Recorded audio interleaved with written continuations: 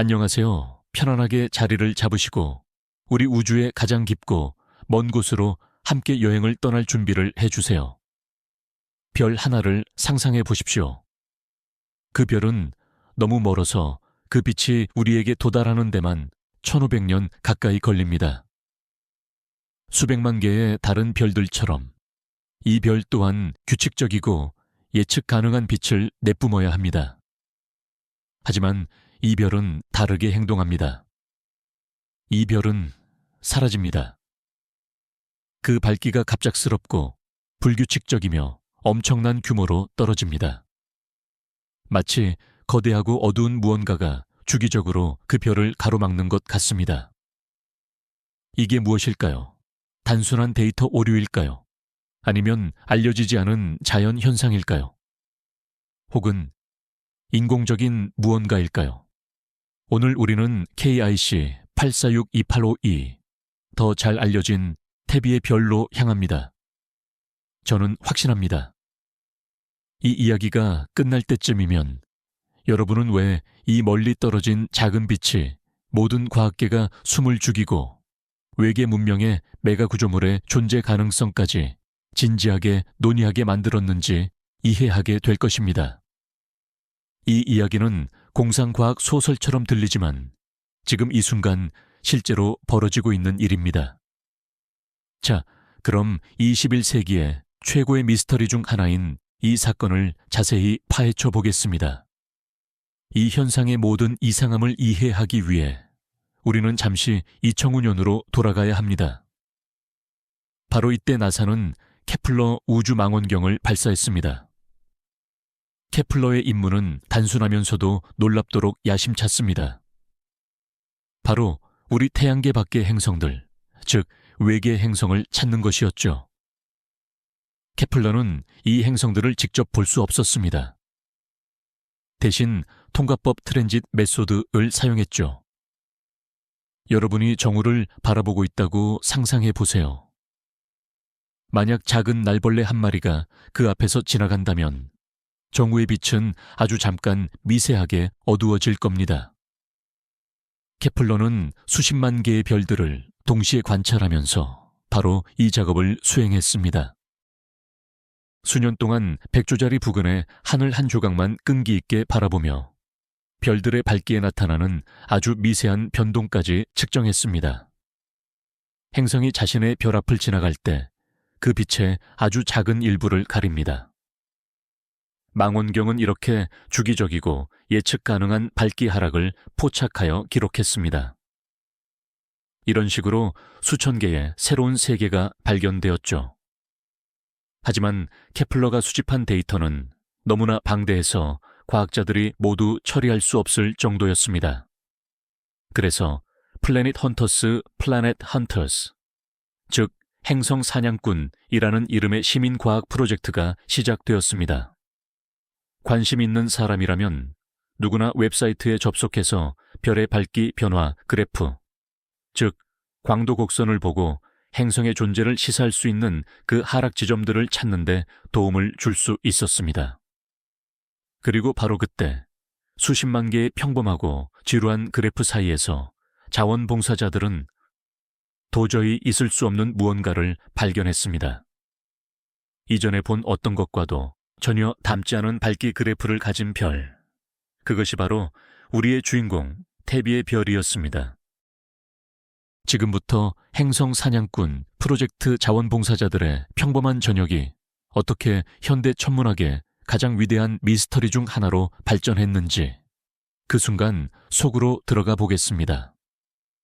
프로그램 화면을 한번 상상해 보세요. 눈앞에는 수천 개의 그래프가 빠르게 지나갑니다. X축은 시간, Y축은 별의 밝기죠. 대부분은 약간의 잡음만 있는 평범한 직선입니다. 가끔은 일정한 강역을 두고 깔끔하고 대칭적인 U자 모양의 하락이 나타나죠. 이건 행성이 존재한다는 전형적인 신호입니다. 하지만 KIC 846-285 이별의 그래프는 달랐습니다. 그야말로 거칠고 혼란 그 자체였습니다. 비정기적으로 발생하며 깔끔하지 않고 비대칭적인 밝기 하락들이 눈에 띄었습니다.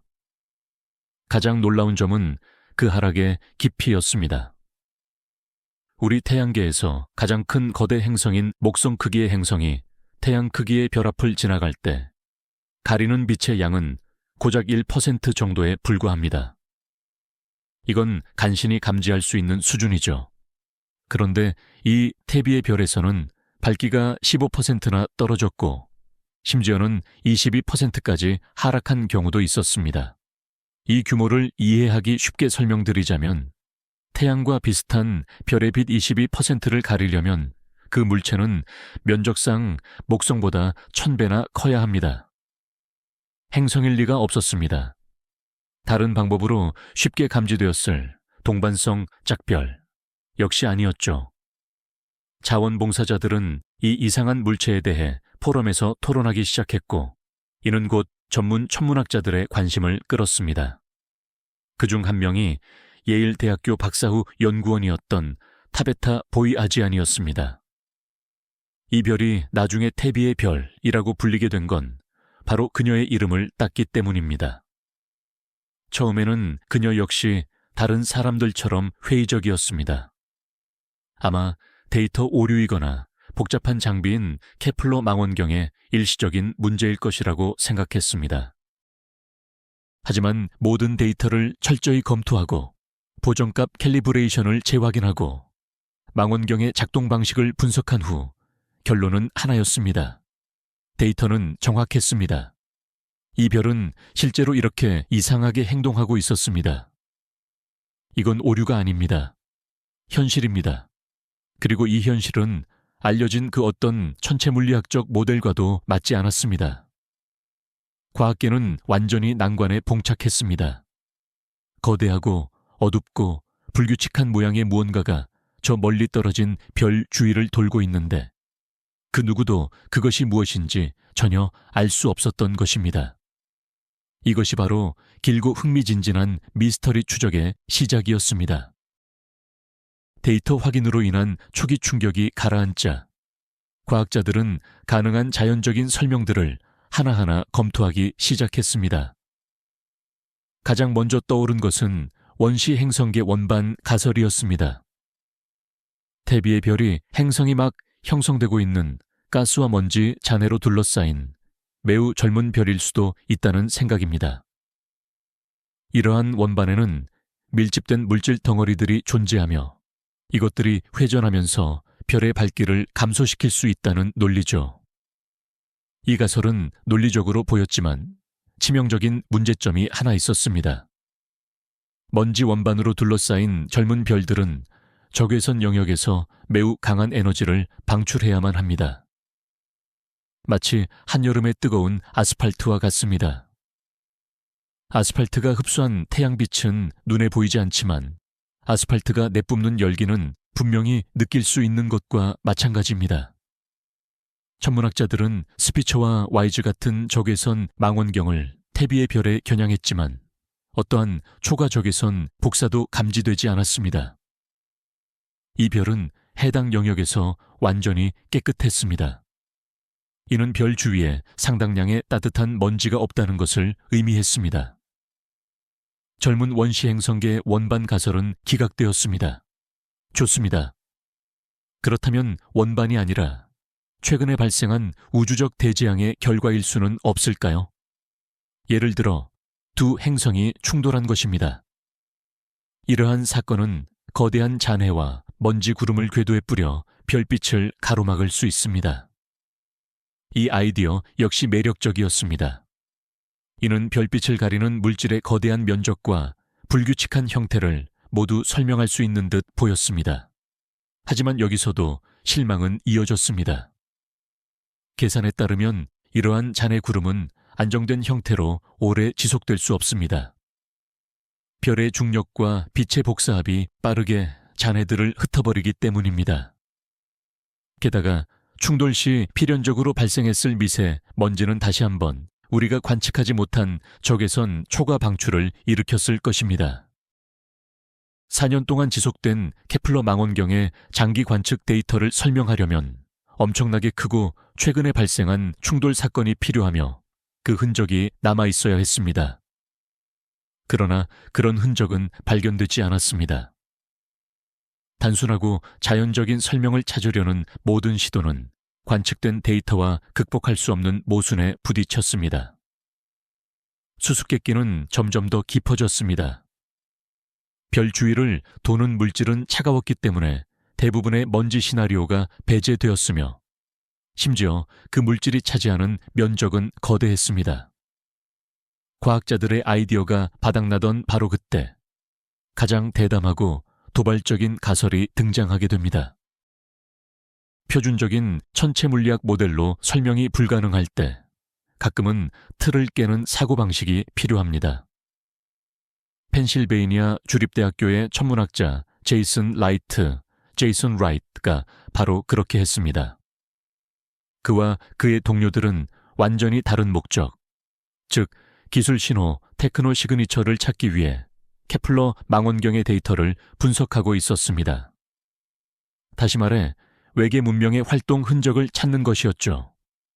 그리고 그들이 태비의 별, 테비스 스타의 광도 곡선을 확인했을 때 이 현상이 외계의 거대 구조물로부터 예상되는 모습과 놀라울 정도로 유사하다는 것을 깨달았습니다. 이로써 이 별과 관련된 가장 유명한 이론이 탄생하게 됩니다. 이 이론의 핵심은 고도로 발달한 문명이 특정 기술 수준에 도달하면 에너지 위기에 직면한다는 것입니다. 이들의 에너지 수요는 기하급수적으로 증가하며 결국 자신들의 행성만으로는 에너지를 충당할 수 없게 됩니다. 이때 가장 논리적인 단계는 바로 자신들의 별이 가진 에너지를 직접 사용하기 시작하는 것입니다. 이미 20세기 60년대에 물리학자 프리먼 다이슨은 이러한 문명이 별 주변의 별의 방출 에너지 대부분을 포착할 수 있는 거대한 구조물을 건설할 수 있다고 제안했습니다. 이는 다이슨구라고 알려진 완전한 구 형태일 수도 있고 공학적으로 더 현실적인 관점에서는 수많은 개별 위성과 집전 장치들이 다양한 궤도를 따라 공전하는 다이슨 군집 형태일 수도 있습니다. 수천 개의 거대한 패널로 이루어진 바로 이러한 군집이 태비의 별에서 관측된 이상한 밝기 감소 현상을 설명할 수 있습니다. 별 앞을 지나가는 개별적인 대형 구조물이나 밀집된 집전체 그룹이 깊고 비대칭적인 빛의 강하를 만들어냈을 것이라는 주장입니다. 그리고 이 현상의 불규칙성과 비주기성은 수많은 물체의 복잡한 궤도 역학으로 설명됩니다. 이 가설은 비록 매우 환상적으로 들렸지만 자연적인 설명으로는 해결할 수 없었던 광도 곡선의 핵심 특징들을 우아하게 설명해 준다는 중요한 이점을 가지고 있었습니다. 제이슨 라이트는 태비의 별을 외계지적 생명체 탐사의 후보로 고려해야 한다고 조심스럽게 제안하는 논문을 발표했습니다. 이 소식은 그야말로 엄청난 폭발력을 가졌습니다. 전 세계 신문과 뉴스 웹사이트의 헤드라인은 외계인의 별에 대한 보도로 가득 찼습니다. 이 이야기는 학계를 넘어 수백만 명의 상상력을 사로잡았습니다. 진지한 과학자들이 외계인의 활동 흔적을 발견할 가능성을 매우 심각하게 논의했던 흔치 않은 사례였습니다. 외계 거대 구조물 가설은 분명 매력적이었지만 과학의 영역에서는 대개 그렇듯 아무리 충격적인 주장이라도 이를 뒷받침할 강력한 증거가 필요했습니다. 따라서 이 가설의 진위를 엄격하게 시험해 보는 것이 첫 번째 과제였습니다. 이를 반박하는 핵심적인 논리는 원시 행성계 원반 가설에 제기되었던 것과 동일했습니다. 바로 적외선 복사의 부족입니다. 열역학 법칙에 따르면 에너지를 수집하기 위해 만들어진 모든 구조물은 그 에너지를 100% 사용할 수 없습니다. 필연적으로 그 일부는 열의 형태로 손실되기 마련입니다. 만약 별빛의 20%까지 흡수하는 거대한 다이슨 군집이 있다면 이는 엄청나게 뜨거워져 강력한 적외선 방출원이 되었어야 합니다. 구조물 자체의 적외선 밝기가 별보다 더 밝게 빛나야 한다는 의미입니다. 하지만 이미 알려진 바와 같이 관측 결과는 전혀 그렇지 않았습니다. 이는 이 이론의 치명적인 타격이었습니다. 가설을 지지하는 사람들은 돌파구를 찾으려 했습니다.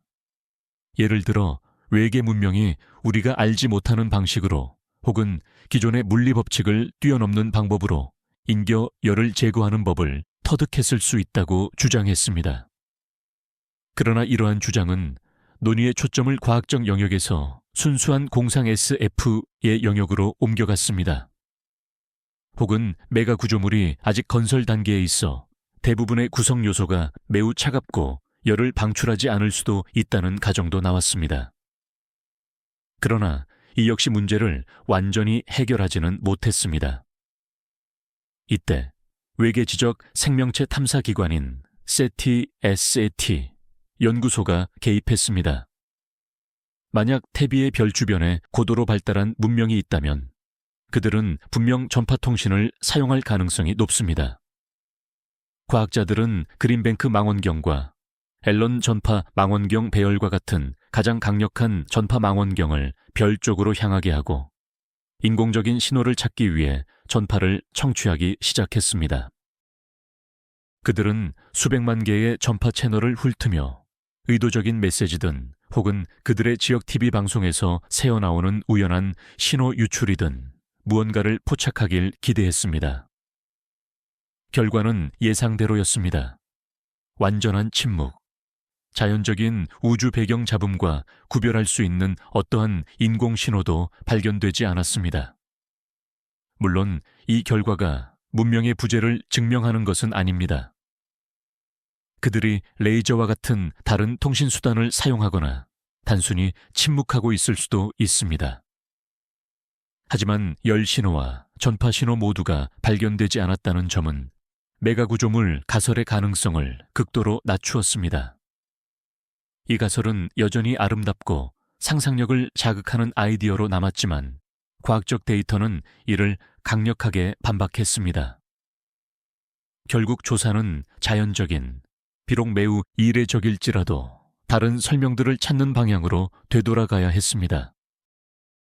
외계인에 대한 관심이 사그라들자 천문학자들은 비록 규모는 작지 않지만 좀 더 현실적인 아이디어로 눈을 돌렸습니다. 유력한 자연적 현상 가설 중 하나는 바로 거대한 해성무리 이론이었습니다. 해성은 기본적으로 얼음, 암석, 먼지로 이루어진 거대한 더러운 눈덩이입니다. 해성이 별에 가까워지면 별의 열 때문에 얼음이 증발하면서 해성 주변에 거대한 가스와 먼지 구름, 즉 코마와 유명한 꼬리를 만들어냅니다. 여기서 중요한 점은 해성과 그 꼬리는 대부분 차가운 물질로 이루어져 있어 적외선 영역에서 강하게 빛을 내지 않는다는 것입니다. 이 특성이 바로 다른 이론들이 직면했던 가장 큰 문제를 해결해 주었습니다. 그렇다면 타비의 별 주위를 한두 개가 아닌 수천, 어쩌면 수백만 개의 해성으로 이루어진 거대한 무리가 돌고 있다면 어떨까요? 만약 이렇게 밀집된 해성 집단이 우리와 별 사이를 지나간다면 실제로 상당한 양의 별빛을 가릴 수 있습니다. 게다가 해성은 불규칙한 모양을 갖고 있으며 가스와 먼지 구름으로 둘러싸여 있기 때문에 밝기 감소 현상이 비대칭적이고 혼란스러운 형태로 나타난 이유도 설명할 수 있었습니다. 이 가설은 타베타 보야지안과 그녀의 팀이 첫 논문에서 직접 제안했으며 상당히 그럴듯해 보였습니다. 하지만 이 가설 역시 해결해야 할 난제들이 있었습니다. 첫째, 규모의 문제입니다. 밝기가 22%나 감소한 것을 설명하려면 정말이지 엄청난 크기의 해성 무리가 필요했습니다. 마치 오르트 구름 전체가 궤도를 가로지르는 것과 같은 규모인데 밀도는 훨씬 더 높아야 했습니다. 도대체 이런 무리가 어디서 왔을까요? 아마도 지나가던 다른 별의 중력 섭동이 엄청난 수의 해성들을 먼 궤도에서 이탈시켜 시스템 중심부로 향하게 했을 수도 있습니다. 이런 사건은 이론적으로는 가능하지만 실제로 일어나기는 극히 드문 일입니다. 둘째, 동기화 문제입니다. 하나의 거대한 밝기 감소 현상을 만들려면 이 모든 혜성들이 매우 유사하고 길쭉한 타원 궤도를 따라 움직여 거의 동시에 별에 도착해야 합니다. 이처럼 밀집된 집단을 오랫동안 유지하는 것은 매우 어려운데 중력 상호작용으로 인해 혜성들이 곧바로 흩어지면서 각기 다른 궤적으로 분산되기 때문입니다. 이러한 어려움에도 불구하고 혜성 가설은 오랫동안 가장 인기 있는 이론 중 하나로 남아 있었습니다. 열 복사가 없다는 점과 불규칙한 형태의 어두워짐 현상을 잘 설명했기 때문입니다. 이 가설이 성립되려면 몇 가지 희박한 우연의 일치가 필요했지만 우주에서는 때때로 일어날 법하지 않은 일도 일어나기 마련입니다. 과학자들은 이 우아하지만 완전히 설득되지는 않은 이론을 확인하거나 반박할 새로운 데이터를 찾기 위해 계속해서 타비의 별을 관측했습니다. 과학자들이 혜성이나 외계 문명의 거대 구조물에 대해 논쟁을 벌이는 동안에도 훨씬 더 기이하고 새로운 데이터가 속속들이 수면 위로 떠올랐습니다. 천문학자 브래들리 셰퍼는 타비의 별이 과거에는 어떤 징후를 보였는지 확인하고자 했습니다. 그는 19세기 말부터 기록된 별들의 이미지가 보관된 하버드 천문대 유리사진 건판 아카이브를 조사했습니다. 오래되고 비디지털적인 데이터를 분석하는 것은 지극히 고된 작업이었지만 그가 발견한 내용은 모두에게 또 다른 충격을 주었습니다. 분석 결과에 따르면 지난 100년, 즉 1890년부터 1989년 사이에 타비의 별은 점진적이고 꾸준하게 밝기를 잃어왔으며 전체 밝기는 약 20%가량 떨어졌습니다. 이것은 케플러 망원경이 포착했던 짧고 급격한 밝기 저하와는 완전히 달랐습니다. 느린 속도로 한 세기 동안 진행된 소멸이었던 것입니다. 이 발견은 기존에 존재하던 거의 모든 이론에 근본적인 의문을 제기했습니다. 거대한 혜성대로는 이처럼 장기적이고 부드러운 밝기 변화를 설명할 수 없었습니다. 혜성들이 별을 지나쳤거나 충돌했다면 모를까 100년 동안 궤도에 머물며 점진적으로 빛을 가로막을 수는 없었기 때문입니다. 행성 충돌 가설 역시 잔해가 진작에 흩어졌을 것이므로 들어맞지 않았습니다. 심지어 외계 문명의 거대 구조물 가설도 공영에 처했는데 이는 그들이 100년 전부터 대규모 건설을 시작했고 우리가 그들이 새로운 패널로 서서히 별을 가리는 과정을 보고 있다는 엄청난 우연을 가정해야 했기 때문입니다. 셰퍼의 연구는 학계의 격렬한 논쟁을 불러일으켰습니다. 일부 비평가들은 오래된 사진 건판 작업의 난이도와 100년간의 망원경, 감광 유제, 데이터 처리 방식의 변화가 점진적인 감광 효과라는 오차를 만들어낸 것일 수 있다고 지적했습니다. 그러나 21세기에 다른 망원경으로 얻은 디지털 데이터를 이용한 후속에 더욱 정밀한 분석 결과는 이 사실을 확증했습니다. 타비의 별은 실제로 계속해서 어두워지고 있었습니다. 수세기에 걸친 밝기 감소 추세 외에도 케플러의 4년간의 관측 기간 동안 밝기가 추가로 약 3% 더 감소한 것입니다. 이제 수수께끼는 2배가 되었습니다. 우리는 빠르고 깊으며 불규칙한 밝기 저하 현상과 최소한 한 세기 동안 이어져 온 느리고 거의 선형적인 밝기 감소 현상을 동시에 가지고 있습니다. 성공적인 이론은 이 두 가지 현상을 빠짐없이 설명해야만 했습니다. 이로 인해 이 과제는 실질적으로 불가능해졌고 과학자들은 더욱 이국적이고 비전형적인 아이디어를 찾을 수밖에 없게 만들었습니다. 별의 장기적인 어두워짐 데이터가 확보되면서 연구자들의 관심은 별 주변을 도는 물질이 아닌 우리와 별 사이에 존재하는 먼지로 향하게 되었습니다. 성간먼지라는 아이디어는 초기 가설 중 하나였지만 곧바로 기각되었습니다. 왜냐하면 일반적인 성간먼지 구름으로는 케플러가 관측한 빠르고 급격한 밝기 하락을 설명할 수 없었기 때문입니다.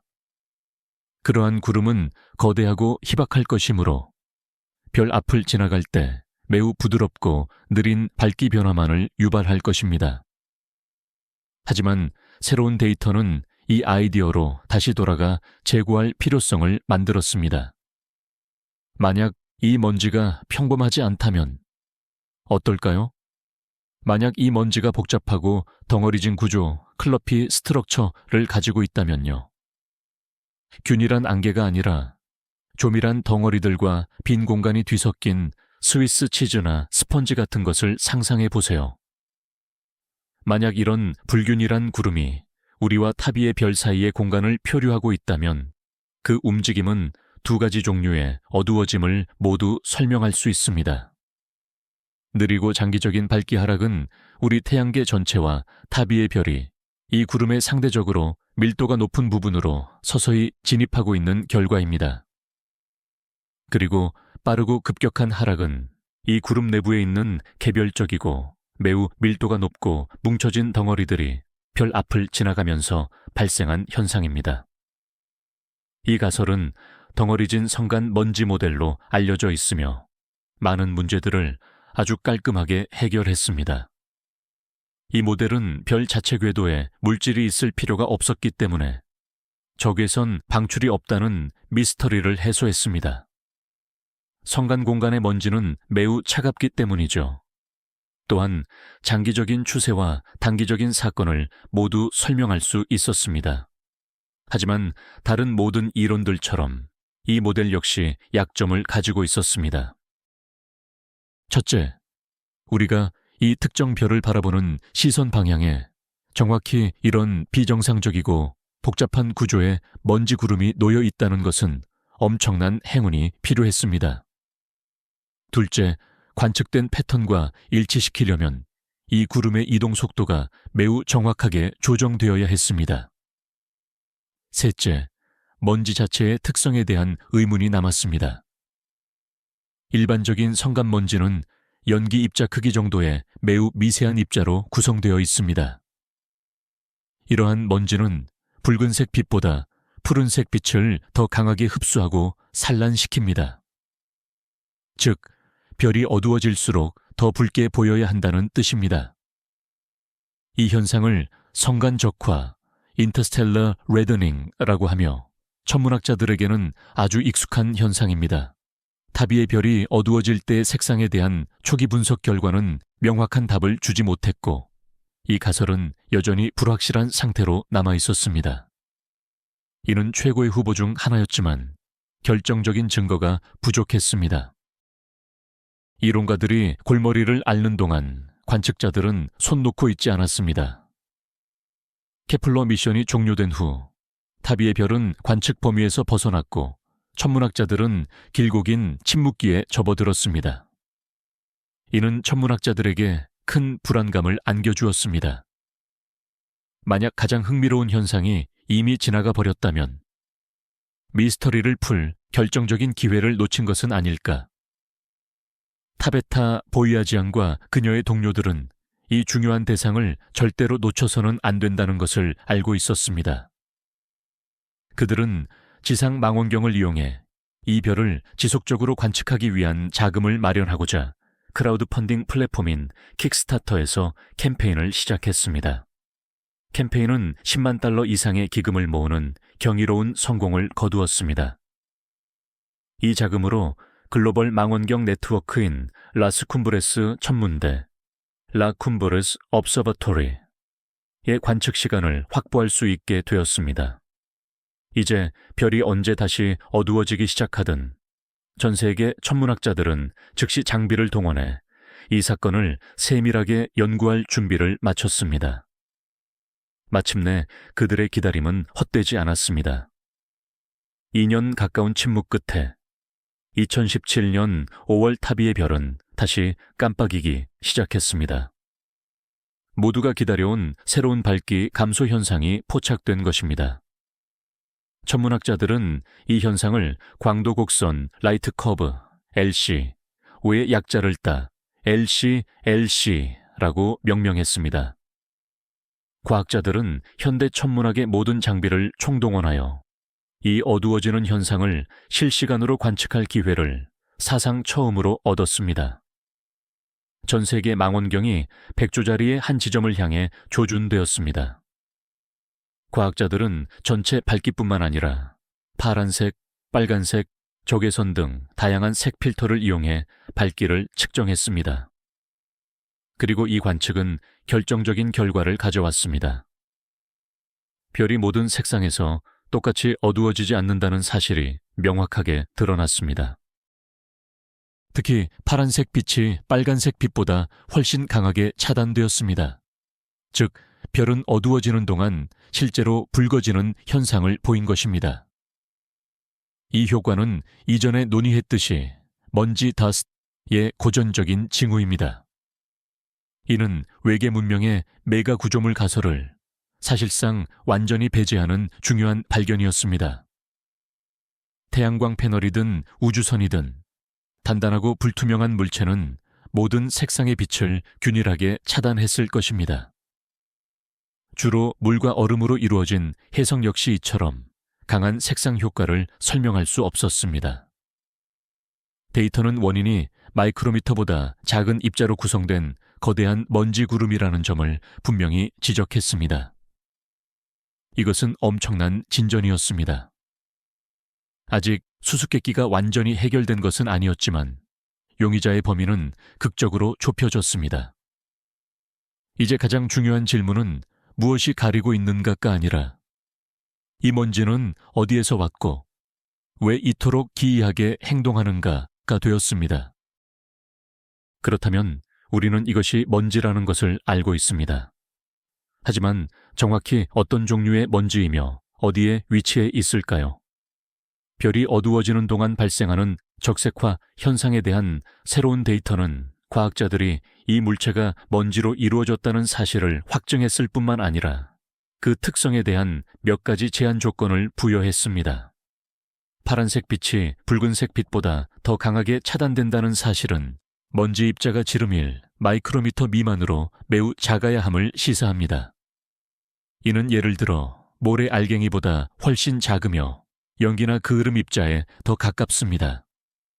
게다가 LC 이벤트와 이후의 밝기 감소 현상 동안 얻은 빛 곡선의 형태를 분석한 결과 이 먼지 구름이 균일하지 않다는 것을 보여주었습니다. 이는 복잡하고 섬유질 같은 구조를 가지고 있으며 별을 가리는 물질이 덩어리진 형태라는 가설을 뒷받침합니다.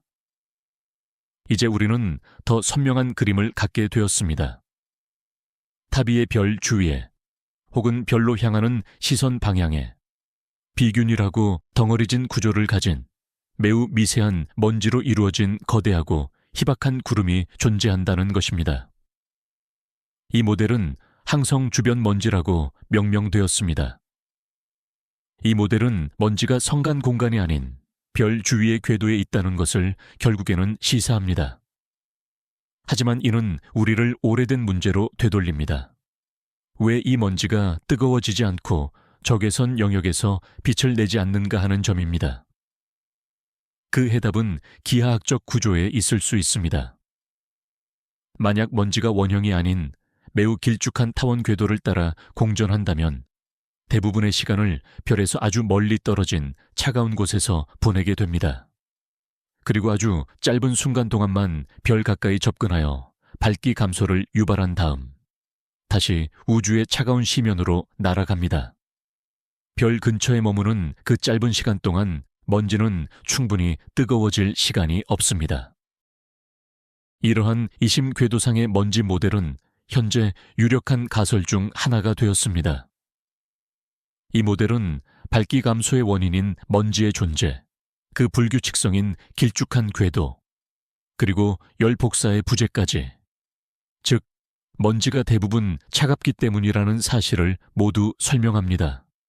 하지만 이는 여전히 핵심 질문을 남깁니다. 이 먼지는 어디에서 왔을까요? 무엇이 이런 거대한 구름을 만들어냈고 이를 그토록 이상한 궤도에 올려놓을 수 있었을까요? 가능한 시나리오로는 별의 조성력에 의한 행성이나 소행성 무리의 파괴, 혹은 이 시스템 내 두 천체 간의 충돌 결과 등이 포함됩니다. 그러나 이러한 시나리오 중 어느 것도 장기적인 밝기 감소를 포함하여 관측된 모든 세부 사항을 완벽하게 설명할 수는 없습니다. 타비의 별을 둘러싼 미스터리는 이제 변모했습니다. 이것은 무엇인가? 라는 질문에서 이 먼지의 출처는 무엇인가? 라는 질문으로 바뀐 것입니다. 그리고 이 질문 역시 그에 못지않게 복잡하다는 것이 밝혀졌습니다. 이 수수께끼의 먼지 기원을 설명할 수 있는 흥미로운 시나리오 중 하나, 바로 외계 혜성의 파괴를 좀 더 자세히 들여다보겠습니다.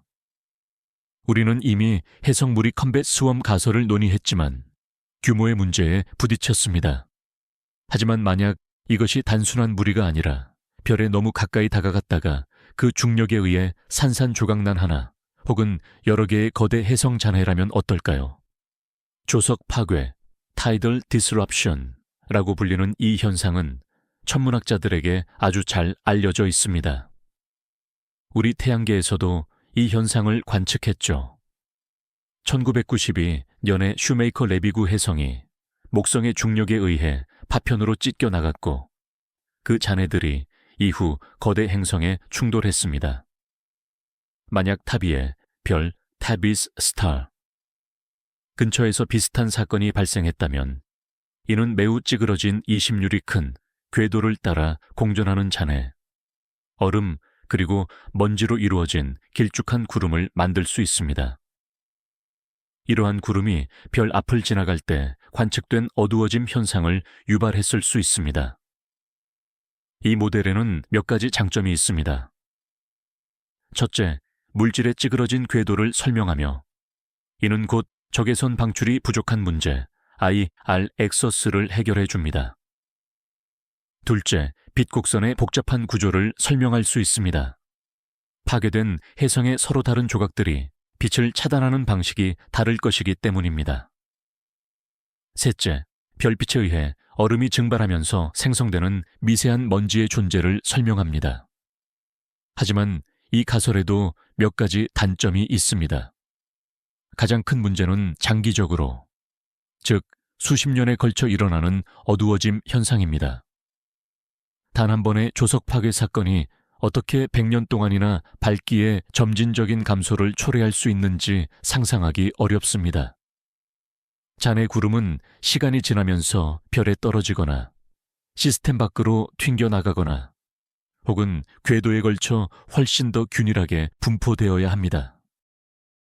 계속해서 더 많은 빛을 차단하는 방식으로 남기는 어렵습니다.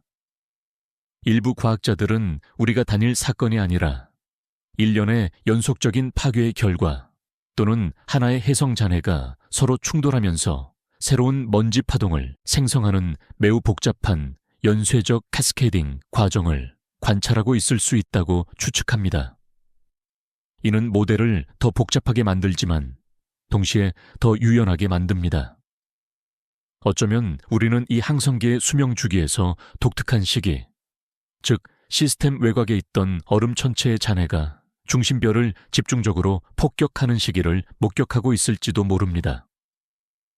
이것은 아름답고 역동적인 그림이지만 여전히 추가적인 확인이 필요한 가설로 남아 있습니다. 향후 어두워짐 현상 동안 먼지의 화학적 조성을 관찰하는 것이 이 질문에 대한 실마리를 제공할 수 있습니다. 만약 우리가 별의 스펙트럼에서 물이나 다른 휘발성 화합물의 흔적을 발견한다면 이는 이 신비한 물질이 혜성에서 비롯되었다는 강력한 증거가 될 것입니다. 먼지 가설로 돌아가서 이번에는 완전히 다른 관점으로 살펴보겠습니다. 만약 이 먼지가 혜성처럼 외부에서 유입된 것이 아니라 항성계 내부에서 발생한 대격변의 결과물이라면 어떨까요? 수백만 년 동안 안정적인 궤도를 돌던 두 행성, 혹은 행성과 거대 소행성을 상상해 봅시다. 하지만 중력 섭동, 어쩌면 보이지 않는 동반성 짝별의 영향으로 궤도가 틀어지면서 서로 교차하게 됩니다. 그 결과 엄청난 충돌이 발생했습니다. 이 충돌 에너지는 엄청났을 것이며 두 천체를 완전히 파괴하고 궤도에 막대한 양의 잔해를 흩뿌렸을 것입니다. 이 잔해는 거대 소행성부터 아주 미세한 먼지에 이르기까지 다양했을 것입니다. 이 잔해 구름이 별 주위를 돌면서 우리가 관측한 밝기 감소 현상을 일으켰을 수 있습니다. 이 가설 역시 혜성 가설처럼 강력한 이점을 가지고 있습니다. 무엇보다도 별빛의 22%를 가릴 만큼 필요한 엄청난 양의 물질을 쉽게 설명해 줍니다.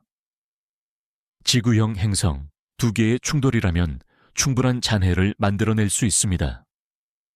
또한 잔해 구름이 처음부터 불균일했기 때문에 불규칙한 밝기 감소 형태 역시 설명이 가능합니다. 하지만 여기서 우리는 다시 한번 익숙한 문제에 부딪힙니다. 첫째는 열입니다. 충돌 직후의 잔해들은 매우 뜨거웠을 것이고 강력한 적외선 신호를 방출했을 것입니다. 이 신호는 시간이 지나면서 희미해져야 하지만 우리는 그러한 신호를 관측하지 못했습니다. 이 문제에 대해선 충돌이 아주 오래전에 발생했고 잔해가 이미 식었다고 가정함으로써 피해갈 수 있습니다. 하지만 이는 곧 두 번째 문제인 역학 다이나믹스로 이어집니다. 시간이 지나면서 별의 중력과 잔해들 간의 상호 충돌은 큰 파편들을 더 작은 먼지로 분쇄했을 것입니다. 또한 별빛 압력과 항성풍이 이 먼지를 점차 시스템 밖으로 밀어냈을 것입니다. 즉, 잔해 구름은 결국 흩어져야 합니다. 이 구름이 오랫동안 유지되어 오늘날 우리가 관측하는 현상을 일으키려면 극도로 특수한 초기 조건이 필요하게 됩니다. 게다가 혜성 가설과 마찬가지로 이 행성 충돌 시나리오 역시 장기적인 밝기 감소 현상을 명확하게 설명하지 못합니다. 단 한 번의 대규모 충돌로 먼지가 대량으로 생성된 것은 설명할 수 있지만 지난 100년 동안 시선 방향으로 먼지가 점진적으로 축적된 것은 설명하기 어렵습니다. 어쩌면 우리가 관측하는 것이 단 한 번의 큰 충돌이 아니라 밀집된 소행성대에서 일어나는 일련의 작은 충돌, 일종의 연쇄 반응일 수도 있습니다. 하지만 이렇게 되면 모델이 복잡해지고 그만큼 발생 가능성은 낮아집니다. 행성 대격변 시나리오는 여전히 유력한 선택지 중 하나이지만 완벽한 해답은 아닙니다. 이 가설 역시 다른 가설들과 마찬가지로 미스터리의 한 조각은 설명하지만 나머지 조각에 대해서는 답을 주지 못하고 있습니다. 이제 좀 특이하긴 하지만 물리적으로 충분히 가능한 또 다른 가설을 살펴보겠습니다. 혹시 문제가 별 주위를 도는 무언가가 아니라 그 별 자체에 있는 건 아닐까요? 태비의 별은 스펙트럼 F형 항성으로 우리 태양보다 약간 크고 뜨거우며 밝습니다. 보통 이런 별들은 매우 안정적인데 말이죠. 그렇다면 이처럼 이상한 밝기 변화를 유발하는 별의 내부나 표면에서 발생하는 우리가 알지 못하는 과정이 작용하는 것은 아닐까요? 예를 들어 일부 변광성들은 복잡한 활동 주기를 보이긴 하지만 그 어떤 알려진 유형도 태비의 별의 행동과 일치하지 않습니다. 태비의 별은 밝기가 너무 깊게 그리고 불규칙하게 떨어집니다. 천문학자 브라이언 매츠거와 그의 동료들은 별이 행성을 삼킨다는 흥미로운 모델을 제시했습니다. 이 시스템에 매우 가까운 궤도를 도는 행성이 있었는데 이 행성이 점차 나선형으로 별에 접근하다가 결국 별에 의해 흡수되었다고 가정해 봅시다. 이러한 사건은 일시적으로 별의 밝기를 높일 수 있으며 이후 행성의 물질이 별 내부로 가라앉고 섞이면서 별의 광도가 서서히 감소하기 시작했을 수 있습니다. 이론적으로는 이것이 수세기에 걸친 밝기 감소, 장기적 어두워짐을 설명할 수 있습니다. 하지만 갑작스럽고 급격한 밝기, 저하는 어떻게 설명할까요? 이 모델은 흡수된 행성 물질의 일부가 궤도로 다시 방출되어 먼지와 가스 구름을 형성했을 것이라고 가정합니다. 그러나 이 시나리오는 여러 요소의 매우 정밀한 일치를 요구하며 광도 곡선의 모든 세부 사항을 완전히 설명하지는 못합니다. 또 다른 내부적 가설은 자기장과 관련이 있습니다. 우리 태양은 자기장 활동 주기와 관련된 흑점 선스포츠를 가지고 있습니다. 흑점은 표면에서 더 차갑고 어두운 영역인데 이 흑점이 많아지면 태양 전체의 밝기는 약간 떨어집니다. 그렇다면 태비의 별에서 표면의 최대 20%를 덮는 거대한 별의 흑점 스타스파츠를 만드는 극단적인 자기적 과정이 일어나고 있는 것은 아닐까요? 이것은 외부 물체를 끌어들이지 않고도 밝기 저하를 설명할 수 있습니다. 하지만 이 아이디어는 심각한 난관에 부딪힙니다. 첫째, 이 별 유형에서는 그러한 거대한 흑점이 관찰된 적이 없습니다. 둘째, 흑점은 보통 강한 자기장 및 X선 범위에서의 활동과 연관되지만 태비의 별에서는 이러한 현상이 관찰되지 않습니다. 셋째, 흑점은 별과 함께 회전하므로 주기적인 신호를 만들어야 하지만 태비의 별에서 나타나는 밝기 저하는 무질서합니다. 별의 내부 과정과 관련된 가설들은 아직까지는 별 주위 물질에 대한 이론보다 가능성이 낮아 보이지만 완전히 배제할 수는 없습니다. 어쩌면 우리는 이전에 전혀 알려지지 않은 완전히 새로운 유형의 항성 병황을 관찰하고 있는지도 모릅니다. 수많은 이론 중에는 자연적인 설명과 인공적인 설명의 경계에 걸쳐 있는 것들이 있습니다. 그중 하나가 바로 항성공학에 대한 아이디어인데 이는 에너지 수집이 아닌 다른 목적을 가집니다. 예를 들어 폐기물 처리 같은 것이죠. 수백만 년 동안 지속된 고도로 발달한 문명은 방사능 폐기물을 포함한 쓰레기 누적 문제에 필연적으로 직면하게 될 것입니다. 이를 영구적으로 처리하는 가장 효과적이면서도 기술적으로 복잡한 방법 중 하나는 그 폐기물들을 자신들의 항성에 던져 넣는 것입니다. 이 작업을 위해 폐기물을 별까지 운반하는 특수 컨테이너나 수송선이 사용될 수 있습니다. 만약 이러한 문명이 체계적으로 항성 폐기를 하고 있다면 우리는 이 수송선들이 별 앞을 지나가는 모습을 관측할 수도 있습니다. 이 가설은 몇몇 이상 현상을 설명할 수 있습니다. 예를 들어 컨테이너 선박의 크기가 다르고 궤도가 제각각이라면 이는 관측되는 빛의 불규칙성과 다양한 깊이의 어두워짐, 즉 감광 현상을 설명해 줄 수 있을 것입니다. 하지만 이 아이디어는 다이슨 구가설과 마찬가지로 다른 신호의 부재라는 문제에 직면합니다. 이 가상의 선박들에서 나오는 어떠한 전파 송신이나 엔진의 열 흔적도 발견되지 않았기 때문입니다. 게다가 필요한 구조물의 규모 역시 놀라울 따름입니다. 별빛의 22%를 가리려면 작은 행성과 크기가 맞먹는 거대한 선박들로 이루어진 함대가 필요합니다. 쓰레기를 운반하기 위해 왜 그렇게 엄청난 규모의 구조물을 건설해야 할까요? 이는 공학적으로 볼 때 과도한 낭비처럼 보입니다. 또 다른 목적 지향적인 메가 구조물 가설은 에너지 수집이 아닌 예를 들어 그림자를 만드는 것입니다. 아마도 문명은 자신의 행성을 과도한 항성 복사로부터 보호하려고 할 수 있습니다. 이 별이 진화의 특정 단계에서 너무 밝아졌을 수도 있기 때문이죠. 그들은 궤도상의 거대한 태양 가리개 또는 일련의 차단막을 건설했을 수도 있습니다.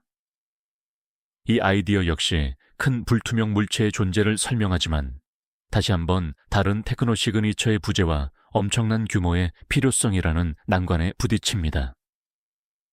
이러한 가설들은 흥미로운 사고 실험이지만 광도 곡선 자체 외에는 어떤 관측적 증거도 뒷받침되지 않습니다. 과학에서는 오컴의 면도날 원칙이 적용됩니다. 이는 극도로 필요하지 않다면 새로운 가정을 끌어들이지 말아야 한다는 원칙입니다. 매우 희귀하더라도 자연적인 원인으로 현상을 설명할 여지가 조금이라도 있다면 외계 지성체에 대한 가설은 뒷전으로 밀려나게 됩니다. 이 가설은 매력적이고 흥미진진하지만 단순히 이상한 밝기 그래프 이상의 훨씬 더 강력한 증거를 요구합니다. 타비별의 미스터리를 풀기 위해 천문학자들은 이 별이 정말 우주에서 유일무이한 존재인지, 아니면 우주 어딘가에 이와 비슷한 깜빡이는 별들이 더 있는지 확인하기로 했습니다. 만약 이 현상이 희귀하긴 해도 자연적인 것이라면 통계적으로 다른 사례가 존재해야 합니다. 이에 따라 다양한 망원경 데이터를 활용한 탑이별 유사체를 찾는 대규모 조사가 시작되었습니다. 과학자들은 수백만 개의 별에서 얻은 광도 곡선을 훑어보며 불규칙하고 깊은 밝기 감소 패턴을 찾아내는 특수 알고리즘을 개발했습니다. 그리고 실제로 그런 별들을 발견했습니다. 그 수는 많지 않았지만 대략 20개 정도였습니다. 이 천체들은 비공식적으로 깜빡이는 별 또는 빛 가림 별, 디머이라는 별명을 얻었습니다. 이 유사체들을 연구하는 과정에서 중요한 정보가 드러났습니다. 밝혀진 바에 따르면 대부분이 여전히 원시 행성계 원반에 둘러싸여 있는 젊은 별들이었습니다. 이 별들의 이상한 행동은 원반 내부에 밀집된 가스와 먼지 덩어리들이 존재하기 때문으로 설명됩니다. 탑이별과는 달리 이 별들은 강한 적외선 초가 방출을 보였는데 이는 원반의 존재를 확실하게 알려주는 단서였습니다. 이로써 탑이별이 젊은 별이 아니라는 사실이 재확인되었습니다. 하지만 발견된 유사체 중에는 다른 종류의 천체도 있었습니다. 예를 들어 HPIC 2339 별은 불규칙한 빛 가림 현상을 보였으나 알고 보니 한 별이 원반에 둘러싸여 주기적으로 다른 별을 가리는 이중성계였습니다. 또한 토성고리보다 훨씬 거대한 고리 시스템을 가진 거대 외계 행성이 별 앞을 지나가면서 빛을 가리는 경우도 발견되었습니다. 이 발견들 각각은 흥미로웠지만 발견된 어떤 천체도 탑이별의 정확한 복사판은 아니었습니다. 모든 유사체는 적외선 방출이 있거나 이중성계의 일부이거나 혹은 밝기 감소가 탑이별처럼 깊고 무질서하지 않았습니다. 유사체 검색은 우주의 별의 밝기 변화를 일으킬 수 있는 기제들의 동물원, 즉 매우 다양한 현상들이 존재함을 보여주었습니다. 하지만 이와 동시에 탑이별의 독특함을 더욱 부각시켰습니다. 탑이별은 여전히 유일무이한 존재로 남아있었습니다. 먼지 원반의 징후가 전혀 없는 늙고 고립된 별이면서 빠르고 장기적인 밝기 감소 현상을 동시에 보였기 때문입니다. 이는 우리가 수백만 년에 한 번 일어나는 극도로 희귀한 현상을 목격하고 있거나 혹은 우리가 아직 별과 그 주변 공간의 물리학에 대해 무언가를 놓치고 있음을 의미했습니다. 연구는 계속되고 있으며 언젠가는 망원경 데이터에서 탑이별의 진정한 쌍둥이별이 발견되어 이 우주의 수수께끼를 마침내 풀 수 있게 되기를 기대합니다.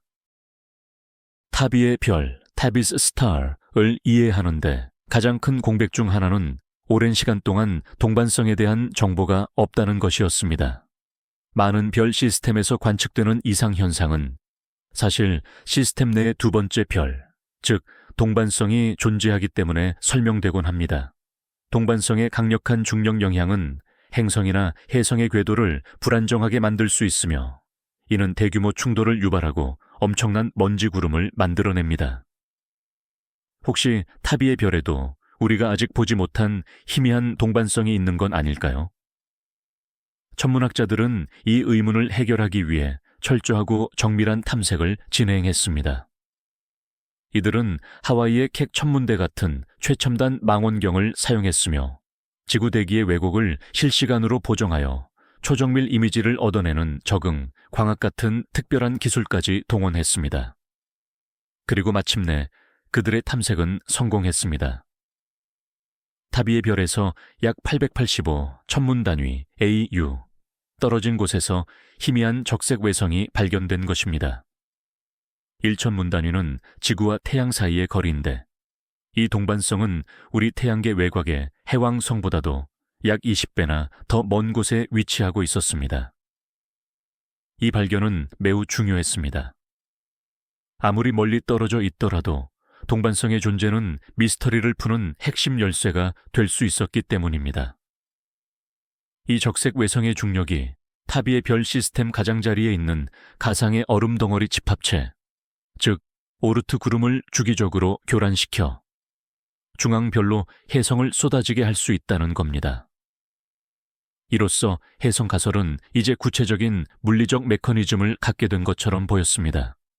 하지만 후속 연구는 이러한 기대감을 다소 식혔습니다. 첫째, 별들 사이의 거리가 너무 멉니다. 적색 외성의 중력이 타비의 별 시스템 내부에까지 들어와 큰 영향을 미치려면 그 궤도가 매우 특수해야만 합니다. 둘째, 계산 결과에 따르면 설령 이 동반성이 혜성 소나기의 원인이라고 해도 이러한 사건은 수만 년에서 수십만 년에 한 번씩, 즉 매우 드물게 발생해야 한다는 것입니다. 우리가 하필 그 격변의 순간을 포착하려면 엄청나게 운이 좋아야 한다는 뜻이죠. 게다가 우리가 이미 알고 있듯이 혜성 가설은 여전히 수십 년간 이어지는 별의 장기적인 어두워짐 현상, 세속적인 감광을 충분히 설명하지 못하고 있습니다. 따라서 동반성 발견이 전체 그림에 중요한 단서를 추가했지만 모든 문제를 한 번에 해결하는 결정적 해결책 실버 불릿 탈은 되지 못했습니다. 이 발견은 하나의 시나리오에 대한 가능한 메커니즘을 제공했을 뿐 그것을 유일한 정답으로 만들지는 못했습니다.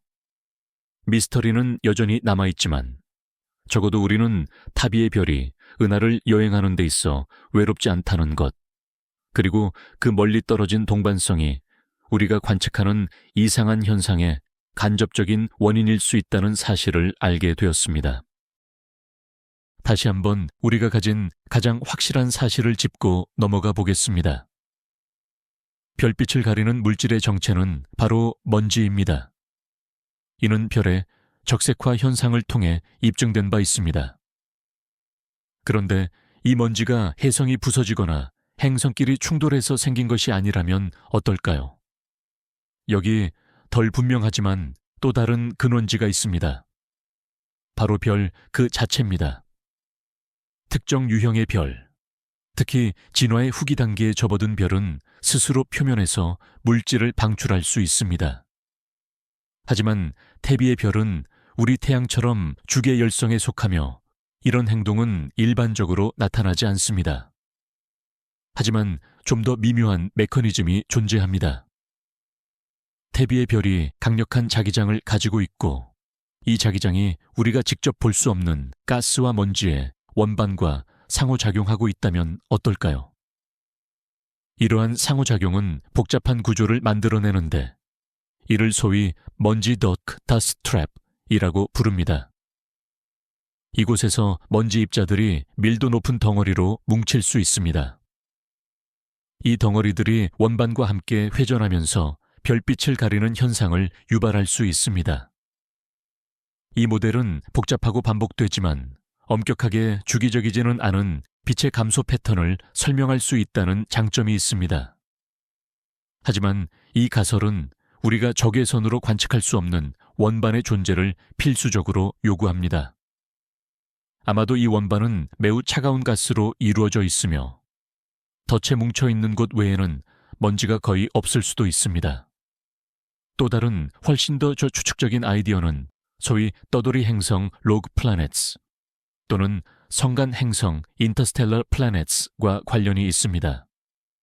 이들은 원래의 시스템에서 튕겨져 나와 이제 성간 공간을 떠돌아다니는 행성들입니다. 만약 그러한 고화 행성 오프런 플래닛이 아마도 이탈 과정에서 남겨진 조밀한 먼지와 잔해 구름에 둘러싸인 채 우연히 우리와 태비의 별 사이를 지나갔다면 어떨까요? 물론 이 사건은 극도로 희귀하겠지만 한 번에 길고 복잡하게 일어난 별빛 감소를 설명할 수는 있습니다. 하지만 이는 케플러 망원경이 포착한 반복적인 하강 패턴이나 수십 년에 걸친 밝기 감소, 영년 감소는 설명하지 못합니다. 새로운 가설은 하나를 해결하려고 할 때마다 또 다른 문제를 만들어냅니다. 아마도 정답은 단 하나의 이론이 아니라 여러 요인들의 복합적인 조합일 수 있습니다. 예를 들어 동반성의 존재가 혜성 폭풍을 유발했고 부서진 혜성들이 만든 먼지 구름이 다시 별의 자기장과 상호작용하는 시기입니다. 이처럼 복잡한 다중 구성 요소 모델은 더 많은 세부 사항을 설명할 수 있지만 검증하기가 매우 어렵습니다. 너무 유연해서 어떤 데이터에도 억지로 끼워 맞출 수 있게 되는 것입니다. 과학은 단순하고 우아한 설명을 추구합니다. 그리고 태비의 별에 대한 그러한 설명은 아직 발견되지 않았습니다. 2017 연 관측 데이터가 감광 현상의 원인이 뭔지라는 것을 확인한 후 과학자들은 이를 더 자세히 연구하기 위해 새로운 사건이 발생하기를 간절히 기다렸습니다. 태비의 별은 그들을 오래 기다리게 하지 않았습니다. 2018년과 그 이후 몇 년 동안에도 여러 차례의 감광 현상이 추가로 기록되었습니다. 새로운 사건이 발생할 때마다 이 신비로운 먼지의 특성을 더욱 정교하게 파악할 수 있었습니다. 관측 결과 밝기가 어두워지는 현상은 무작위로 발생하는 것이 아니라 그룹 혹은 시즌 형태로 일어난다는 것이 확인되었습니다.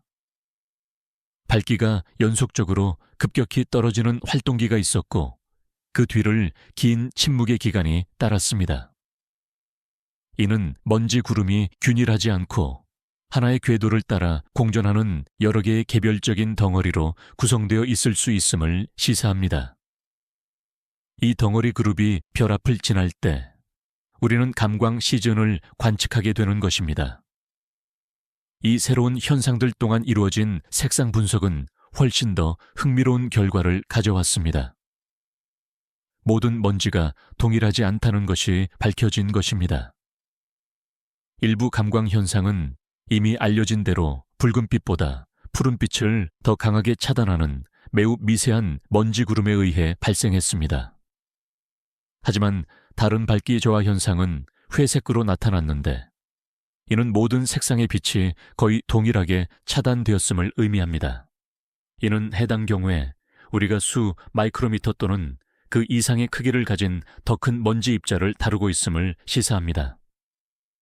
이 발견은 상황을 더욱 복잡하게 만들었습니다. 이제 우리는 최소한 두 가지 다른 먼지 개체군의 존재를 설명해야 합니다. 하나는 매우 미세한 입자로, 다른 하나는 더 큰 입자로 이루어진 개체군입니다. 이들은 어디에서 왔을까요? 아마도 미세한 먼지는 별빛에 의해 혜성의 얼음이 증발한 결과일 수 있으며 더 큰 입자들은 이 혜성이 파괴된 후 남은 단단한 잔해일 수 있습니다. 혹은 우리가 먼지 구름 진화에 서로 다른 단계를 관찰하고 있는 것일 수도 있습니다. 시간이 지남에 따라 큰 입자들이 서로 충돌하고 부서져 미세한 먼지로 변하는 것입니다. 이러한 새로운 데이터는 다양한 유형의 입자 존재를 설명할 수 있다는 점에서 순수한 혜성 가설을 더욱 설득력 있게 만들었습니다. 하지만 장기적인 어두워짐 문제는 여전히 남아 있습니다. 이러한 새로운 사실들 중 어느 것도 왜 이 별이 100년 이상 동안 느리게 희미해지고 있는지에 대한 명쾌한 답을 주지 못했습니다. 태비의 별이 가진 수수께끼는 마치 양파와 같습니다. 한 겹을 벗겨낼 때마다 그 밑에는 훨씬 더 복잡한 다음층이 드러나는 것입니다. 새로운 관측이 하나의 질문에 답할 때마다 우리 앞에는 두 개의 새로운 질문이 던져지고 있습니다. 이 이야기에서 가장 미스터리한 부분인 장기적인 밝기 감소 현상에 대해 자세히 들여다보겠습니다. 브래들리 셰퍼가 발견한 이 현상은 여전히 가장 설명하기 어려운 미스터리로 남아 있습니다.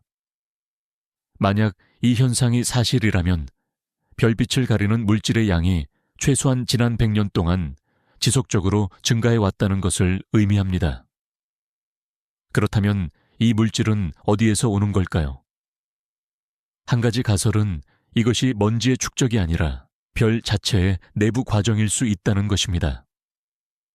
예를 들어 별이 오랜 활동 주기를 겪으면서 광도가 서서히 떨어지는 것일 수 있죠.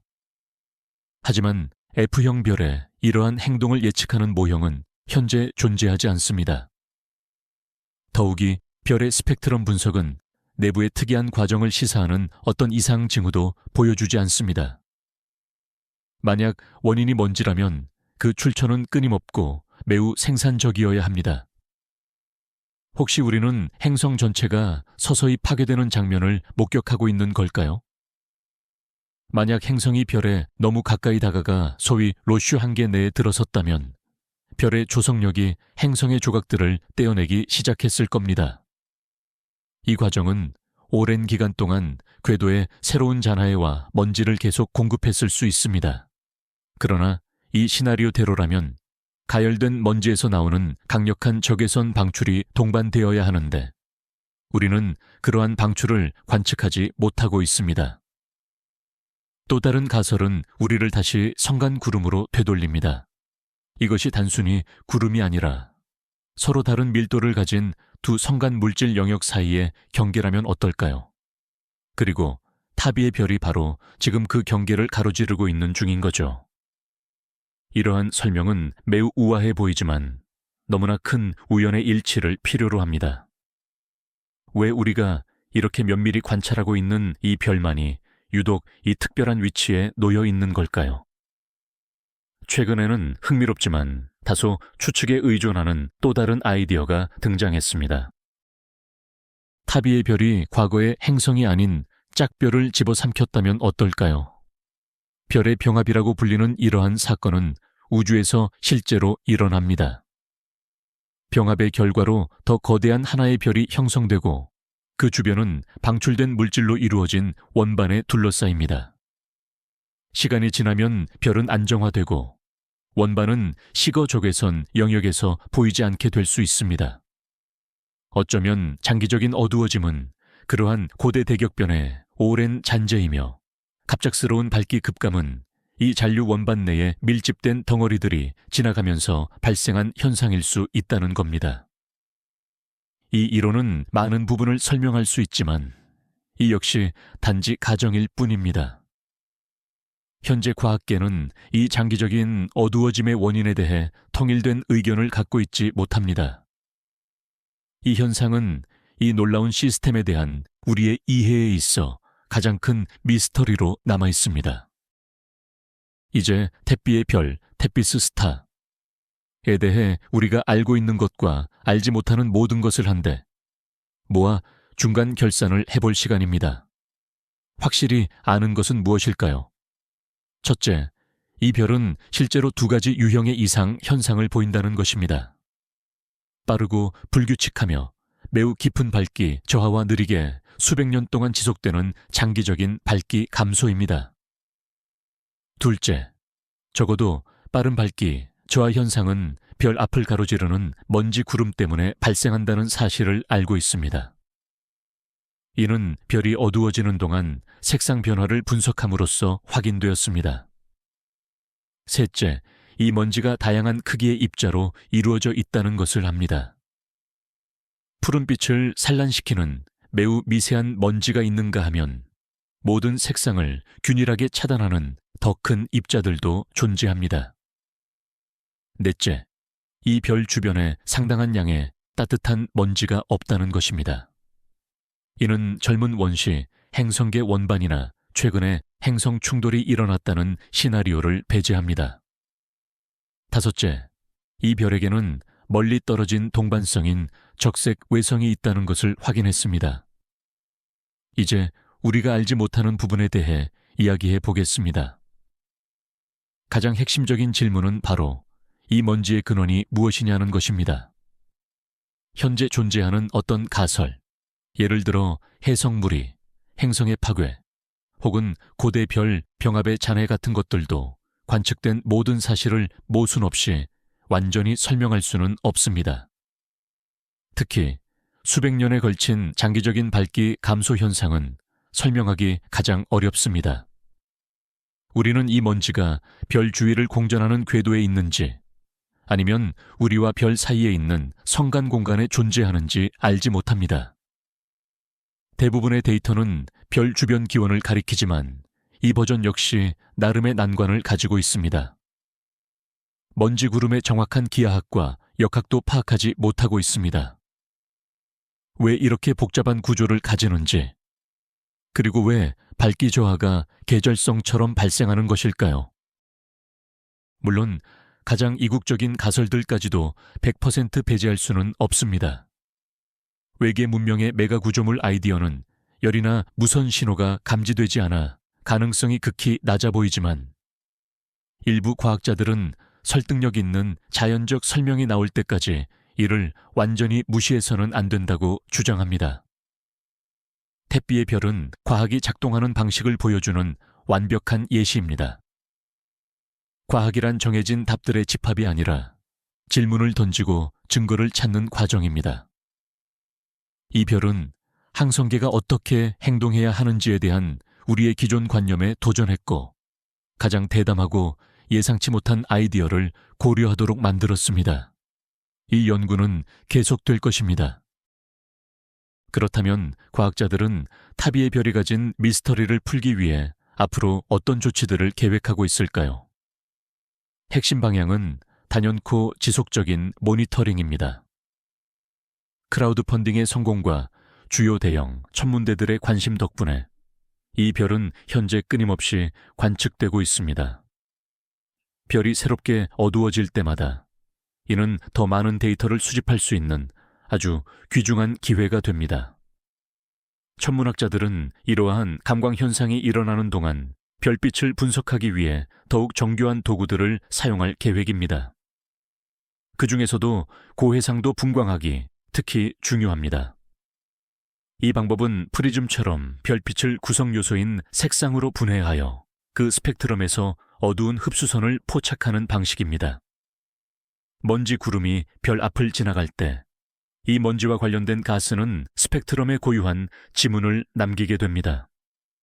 예를 들어 수증기나 기타 휘발성 물질에 해당하는 선들을 발견한다면 이는 해성 가설을 뒷받침하는 강력한 증거가 될 것입니다.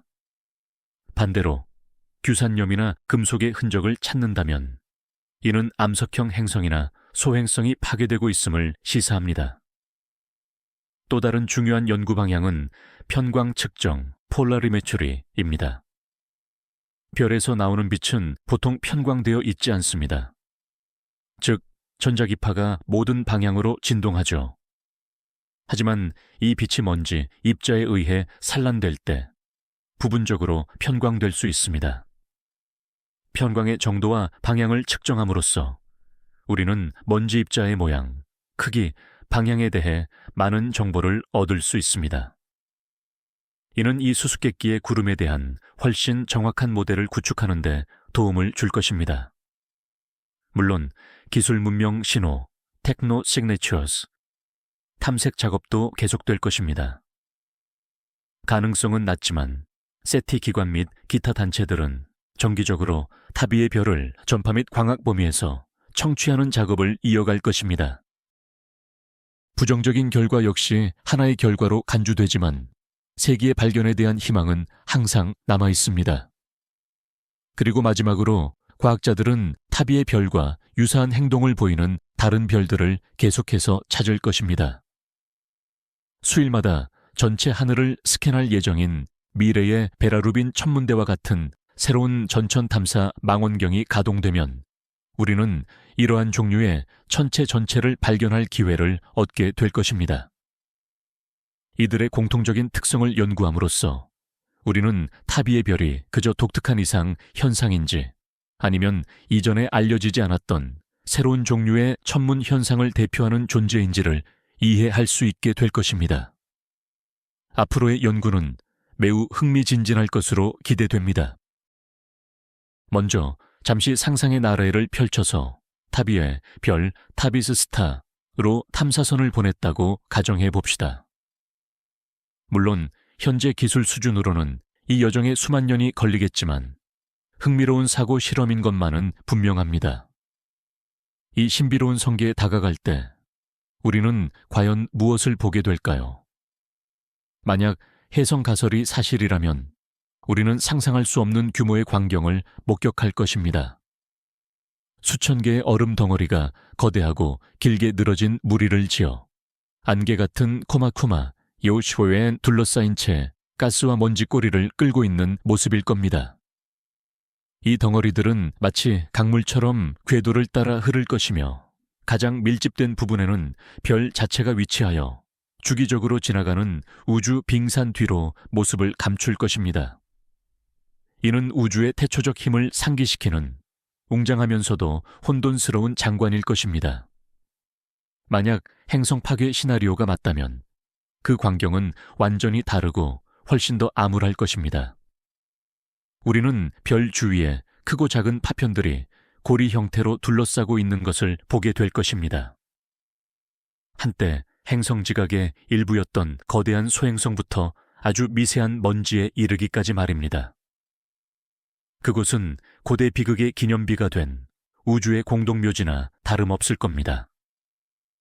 궤도는 서로 충돌하는 파편들로 가득 차 계속해서 새로운 섬광과 새로운 먼지 구름을 만들어낼 것입니다. 하지만 이 모든 예상을 뒤엎고 만약 외계 거대 구조물 가설이 사실이라면 어떨까요? 성계에 접근할 때 우리는 처음에는 아무것도 눈치채지 못할 것입니다. 그러나 점점 가까워질수록 별을 배경으로 거대한 검은 실루엣이 드러나기 시작할 겁니다. 그것들은 자연적인 천체가 아닌 완벽한 기하학적 형태를 갖춘 구조물일 것입니다. 대륙 크기만한 거대한 패널들이 별을 향해 언제나 마주보도록 궤도에서 느리게 회전하고 있겠죠. 그 패널들 사이로는 수많은 수송 흐름이 오가고 있을 것이며 이 거대한 구조물의 그림자 속 어딘가 한 행성에서는 우주에서 가장 어려운 공학적 문제 중 하나를 해결한 문명이 존재하고 있을 것입니다. 이 세 번째 시나리오가 가장 가능성이 낮다는 것은 물론입니다. 하지만 바로 이 시나리오가 우리의 상상력을 사로잡고 우리로 하여금 저 멀리 떨어진 작은 빛을 끊임없이 바라보게 만듭니다. 타비의 별은 우리가 우주에 대해 얼마나 아는 것이 적은지 일깨워줍니다. 이는 우리가 편안하게 느끼는 세계 너머에 아직 상상조차 할 수 없는 현상들이 존재할 수 있음을 보여줍니다. 그리고 가장 어려운 질문에 대한 답을 끊임없이 찾아 나가는 것, 바로 이것이 과학이 가진 진정한 매력입니다. 태비의 별 타비's 스타. 이야기는 단순한 과학 미스터리를 넘어 21세기 들어 과학이 어떻게 진화했는지를 보여주는 훌륭한 사례입니다. 예전에는 거대 관측소에서 일하는 전문가들만이 천문학적 발견을 독점했습니다. 하지만 오늘날에는 기술과 인터넷의 발달 덕분에 누구나 과학에 기여할 수 있게 되었습니다. 이 별의 이상한 움직임을 처음 감지한 것도 바로 플래닛 헌터, 플래닛 헌터스 프로젝트에 참여한 시민 과학자 자원봉사자들이었습니다. 이들은 전문 천문학자가 아닌 그저 여가 시간에 흥미로운 데이터를 찾아보던 교사, 엔지니어, 주부 같은 평범한 사람들이었습니다. 그들의 호기심과 주의 깊은 관찰력이 지난 수십 년간 가장 흥미로운 발견 중 하나를 탄생시킨 것입니다. 이 사건은 과학 분야에서 크라우드 소싱이 얼마나 큰 힘을 발휘하는지 보여주었습니다. 자동화된 알고리즘이 놓칠 수 있는 불규칙성이나 패턴을 찾아내는 데는 여전히 인간의 눈과 두뇌가 강력한 역할을 합니다. 게다가 전문 천문학자들이 추가 관측을 위한 자금이 필요했을 때 그들은 정부 지원금이 아닌 킥스타터 플랫폼을 통해 대중에게 직접 도움을 요청했습니다. 전 세계 수천 명이 기꺼이 자신의 돈을 기부하며 이 우주의 미스터리를 푸는 데 힘을 보탰습니다. 이는 기초과학이 흥미롭고 이해하기 쉬운 방식으로 제시될 때 대중이 얼마나 큰 관심을 보이는지 증명합니다. 태비의 별 이야기는 여러 사람들을 하나로 묶었습니다. 전문 과학자, 아마추어 천문학자, 프로그래머, 공상과학 소설가, 그리고 단순히 호기심을 가진 전 세계의 사람들이 뉴스를 확인하고 포럼과 소셜미디어에서 이론을 논하며 아이디어를 공유했습니다. 이 별은 진정으로 모두의 별이 되었습니다. 과학과 사회 간의 경계를 허물고 위대한 발견은 공동의 노력으로 이루어질 수 있음을 보여주었습니다. 최종적인 해답이 무엇이든 간에 이것이 이 수수께끼가 남긴 가장 중요한 유산 중 하나일 것입니다. 태비의 별은 새로운 세대가 우주에 관심을 갖도록 영감을 주었으며 우리 모두가 과학적 탐구라는 위대한 모험의 한 부분이 될 수 있음을 보여주었습니다. 이 이야기의 심리적인 측면을 한번 살펴봅시다. 타비의 별을 둘러싼 미스터리는 왜 우리의 상상력을 그토록 강하게 사로잡았을까요? 외계 문명의 별이라는 소식은 왜 전 세계로 삽시간에 퍼져나갔을까요? 그 답은 우주에 우리만 존재하는 것은 아닐 거라는 인간의 뿌리 깊은 염원과 맞닿아 있습니다. 다른 지적 문명의 존재에 대한 아이디어는 인류 역사 초기부터 늘 흥미로운 주제였습니다. 이는 신화와 전설, 그리고 물론 과학 소설에도 꾸준히 반영되어 왔죠. 하지만 지금까지 우리는 외계 지성체의 집이 될 만한 실질적이고 관측 가능한 후보를 단 하나도 가지지 못했습니다. 타비의 별은 우리에게 잠시나마 이 희망을 불어넣어 주었습니다. 이 별은 우주의 우리뿐인가? 라는 추상적인 질문을 도대체 100조짜리 저기에서는 무슨 일이 벌어지고 있는가? 라는 구체적인 질문으로 바꿔놓았습니다. 이것은 화성에서 온 흐릿한 사진 한 장이나 논란이 많은 라디오 신호와는 달랐습니다. 가장 신뢰할 수 있는 관측 장비가 보내온 확고하고 검증된 데이터였는데 이 데이터를 처음 봤을 때는 지적 활동으로 설명하는 것이 가장 쉬워 보였습니다. 이는 많은 사람들에게 코스믹 드레드, 커스믹 드렛라고 부를 만한 감정, 즉 환희, 호기심, 그리고 미지의 것에 대한 약간의 두려움이 뒤섞인 우주적 경외감을 불러일으켰습니다. 후속 데이터가 외계인 가설의 가능성을 낮췄을 때조차도 이 별에 대한 관심은 식지 않았습니다. 왜냐하면 이 이야기는 맞아, 외계인이야 혹은 아니, 외계인이 아니야라는 단순한 결론보다 훨씬 복잡하고 흥미로웠기 때문입니다. 이 사건은 마치 흥미진진한 과학 수사극처럼 변모했습니다. 하나의 단서가 나오면 곧바로 반박하는 증거가 나타나고 하나의 수수께끼를 풀면 또 다른 새로운 미스터리가 생겨나는 시기였죠. 관찰자로서 우리는 과학자들의 작업 과정을 실시간으로 지켜볼 수 있었습니다. 그들의 논쟁, 번뜩이는 깨달음, 실망, 그리고 새로운 발견까지 말입니다. 이는 과학을 생동감 있고 인간적인 영역으로 만들었습니다. 우리는 과학자들에게 모든 질문에 대한 답이 준비되어 있지 않으며 그들 역시 오류를 범할 수 있고 때로는 대담하고 거의 미친 듯한 가설까지도 제기한다는 것을 보았습니다. 타비의 별은 기적뿐만 아니라 지식에 대한 우리의 욕구까지 충족시켰습니다. 이 별은 우리에게 과학적 방법론의 아름다움을 보여주었고 우주 속에서 우리의 위치에 대해 깊이 생각하게 만들었습니다. 설령 최종적으로 그 해답이 아주 이국적이지만 지극히 자연적인 현상으로 밝혀진다 할지라도 그 답을 찾아가는 이 여정 자체만으로도 이미 충분한 가치가 있었다고 할 수 있습니다. 이제 타비의 별이 우주 생명체 탐색이라는 더 넓은 맥락에서 어떤 의미를 지니는지 이야기해 봅시다. 전통적으로 천체 생물학으로 알려진 이 탐색은 지구와 유사한 행성, 즉 소위 거주 가능 영역 (habitable zones)을 찾는 데 초점을 맞춥니다. 이 영역은 항성 주변에서 액체 상태의 물이 행성 표면에 존재할 수 있는 조건을 갖춘 곳입니다. 우리는 이 행성 대기에서 생명의 존재를 시사할 수 있는 화학적 흔적, 예를 들어 산소나 메탄 같은 생체 신호 (biosignatures를) 찾습니다. 이는 우리와 비슷한 생명체를 찾는 작업이죠.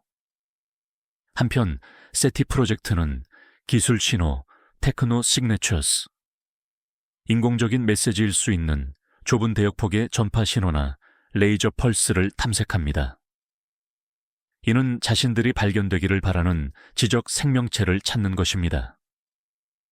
타비의 별은 완전히 새로운 제3의 길을 제시했습니다. 이 별은 우리에게 외계 문명이 접촉을 시도하는 메시지가 아니라 그저 자신의 삶을 살고 있는 문명의 활동 흔적을 찾아야 한다는 생각을 하게 했습니다. 이것이 바로 우주 고고학 또는 항성공학을 찾는 접근법입니다. 이제 귀 기울이는 대신 우리는 바라보기를 시작하여 자연적인 모델에 맞지 않는 변칙 현상 아노마리에스를 찾아볼 수 있습니다. 이는 다이슨 구체 다이슨 스피어스 뿐만 아니라 산업 오염을 나타내는 행성 대기의 특이한 화학 성분, 외계 행성밤의 인공 조명 혹은 타비의 별에서처럼 이상한 별면 통과 트란sit 현상 등 다양한 형태로 나타날 수 있습니다. 이 접근 방식은 우리의 탐색 영역을 크게 확장시킵니다. 문명은 수백만 년 동안 존재할 수 있지만 무선 통신을 활발하게 사용하는 기간은 매우 짧을 수 있습니다. 그러나 그들의 공학적 활동의 흔적, 특히 행성 규모나 항성 규모에 도달한 흔적은 훨씬 더 오랫동안 보존될 수 있습니다. 타비의 별은 설령 그것이 자연적인 현상으로 밝혀진다 할지라도 이미 중요한 역할을 수행했습니다. 이 별은 세티의 새로운 방향을 위한 촉매제가 되었죠.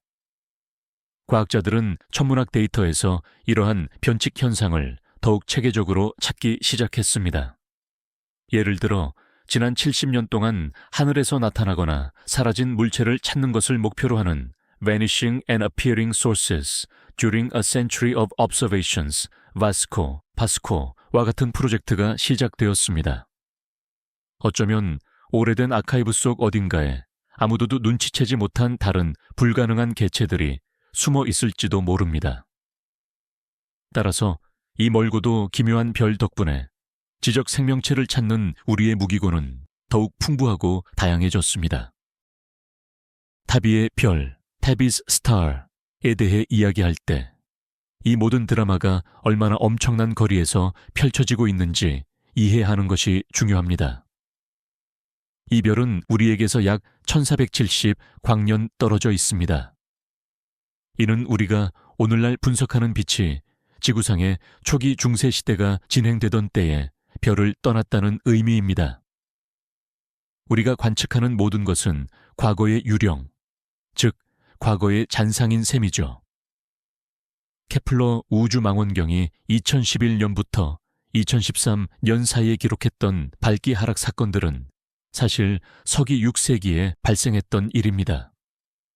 심지어 19세기 말에 시작된 것으로 보이는 수백 년에 걸친 장기간의 어두워짐 현상은 실제로는 5세기쯤에 시작된 것이죠. 이러한 시간차는 이 모든 이야기에 깊은 철학적 의미를 부여합니다. 우리는 그저 아주 오래된 영화를 보는 수동적인 관찰자에 불과합니다. 사건에 영향을 미칠 수도 없고 질문을 던지고 즉각적인 답변을 받을 수도 없습니다. 만약 우리가 타비에 별로 빛의 속도로 전파 메시지를 보낸다고 해도 그 답신, 만약 답신이 있다면 은 3000년이 지나서야 우리에게 도착할 것입니다. 이 엄청난 거리는 또한 많은 가설들을 더욱 놀랍게 만듭니다. 1500광년 거리에서 관측될 수 있는 외계 거대 구조물의 규모를 상상해 보세요. 그것은 자신의 별의 에너지를 통제할 수 있게 된 문명의 창조물이며 진정으로 거대한 사이클롭스적인 규모여야만 합니다. 자연 현상 역시 마찬가지입니다. 별빛의 22%를 가릴 수 있는 해성 무리는 상상하기 힘들 정도로 거대하고 밀집되어 있어야 합니다. 이는 우주에서는 우리가 지구에서 익숙했던 것과는 완전히 다른 규모의 법칙이 적용된다는 사실을 상기시켜 줍니다. 하지만 다른 한편으로 이 막대한 거리는 불확실성의 근원이기도 합니다. 우리는 별을 하나의 광점으로만 봅니다. 세부 사항을 식별할 수 없고 무엇이 그 주위를 돌고 있는지 직접 볼 수도 없습니다. 우리가 가진 정보는 오직 전체 밝기의 미세한 변화뿐입니다. 이는 마치 멀리 떨어진 도시의 밤, 그저 희미하게 깜빡이는 불빛만 보고 그곳에서 무슨 일이 일어나고 있는지 이해하려고 하는 것과 같습니다. 우리는 모델을 만들고 가설을 제시할 수 있지만 데이터 부족이라는 한계에 항상 갇혀 있을 것입니다. 아마도 우리는 별 주변의 원반을 직접 이미지화하거나 오늘날에는 불가능한 수준의 정밀도로 빛을 분석할 수 있는 차세대 망원경이 등장해야만 최종적인 수수께끼를 풀 수 있을 것입니다. 그때까지 타비의 별은 우리에게 아름답고도 아득한 신기루, 즉 무한한 우주와 우리 지식의 한계를 상징하는 존재로 남아있을 것입니다. 이제 깊은 우주에서 지구로 돌아와 탭비의 별 이야기가 우리 문화에 어떤 영향을 미쳤는지 살펴보겠습니다. 탭비의 별은 곧 과학 저널의 지면을 벗어나 순식간에 대중문화의 중심 현상, 즉 팝컬처 현상이 되었습니다. 이 별은 SF 작가, 미술가, 음악가, 그리고 비디오 게임 제작자들에게 폭넓은 영감을 제공했습니다. 이 신비로운 별을 소재로 한 수십 편의 단편과 장편 소설이 쏟아져 나왔습니다. 어떤 작품에서는 고대 문명이 건설한 다윗은 구체의 봉어지이며 또 다른 작품에서는 우주적인 재난의 현장이나 다른 차원으로 통하는 포털로 그려집니다. 탭비의 별은 그 실제 이야기가 이미 공상과학처럼 들렸기 때문에 가장 과감한 상상력을 펼치는 데 있어 편리하고 인지도가 높은 배경이 되어 주었습니다. 시각예술 분야에서는 탭비의 별 주변에 숨겨진 미스터리를 시각화하려는 그림과 디지털 아트 작품이 다수 등장했습니다. 예술가들은 우주적인 뱀처럼 보이는 거대한 해성물이 붕괴하는 행성, 그리고 물론 별빛을 등지고 찬란한 빛을 발하는 외계에 웅장한 메가스트럭처, 즉 거대 구조물을 묘사했습니다. 이러한 이미지들은 많은 이들이 이 현상의 규모와 아름다움을 더 쉽게 상상할 수 있도록 도왔습니다. 심지어 음악에서도 이 이야기의 흔적을 찾을 수 있습니다. 일부 일렉트로닉 및 앰비언트 음악가들은 별의 신비로운 깜빡임에서 영감을 받아 우주의 수수께끼와 고독함을 소리로 표현하려는 트랙들을 만들어냈습니다. 하지만 이러한 인기는 어두운 이면도 가지고 있습니다. 미디어 공간에는 수많은 추측, 검증되지 않은 정보, 그리고 노골적인 유사과학 이론들이 난무했습니다. 외계인 별이라는 이미지가 워낙 강력했기에 많은 사람들은 과학적 반론을 모두 무시하고 거대 구조물의 존재가 이미 입증되었다고 확신하고 있습니다. 이는 아름답지만 증명되지 않은 가설로부터 과학적 사실을 분리하는 것이 얼마나 중요한지, 그리고 과학자 및 과학 저널리스트에게 정확한 정보 전달의 책임이 얼마나 큰지를 보여줍니다. 그럼에도 불구하고 탭비의 별이 문화 전반에 미친 영향은 긍정적으로 평가할 수 있습니다. 이 별은 수백만 명의 사람들에게 천문학에 대한 관심을 불러일으켰고 우주와 그 속의 우리의 위치에 대해 질문하게 만들었습니다. 또한 실제 우주가 허구의 우주만큼이나 놀랍고 신비로울 수 있음을 증명했습니다. 이것이야말로 우리 공동의 문화에 기여한 탭비의 별의 가장 큰 공헌일 것입니다. 그렇다면 우리 태양계에도 이와 비슷한 무언가를 놓치고 있는 건 아닐까요? 물론 타비의 별 주위를 도는 물체만큼 거대한 것이라면 진작에 발견했을 것입니다. 하지만 천문학의 역사는 바로 눈앞에 있는 명백한 사실들을 놓쳐버린 사례로 가득 차 있습니다.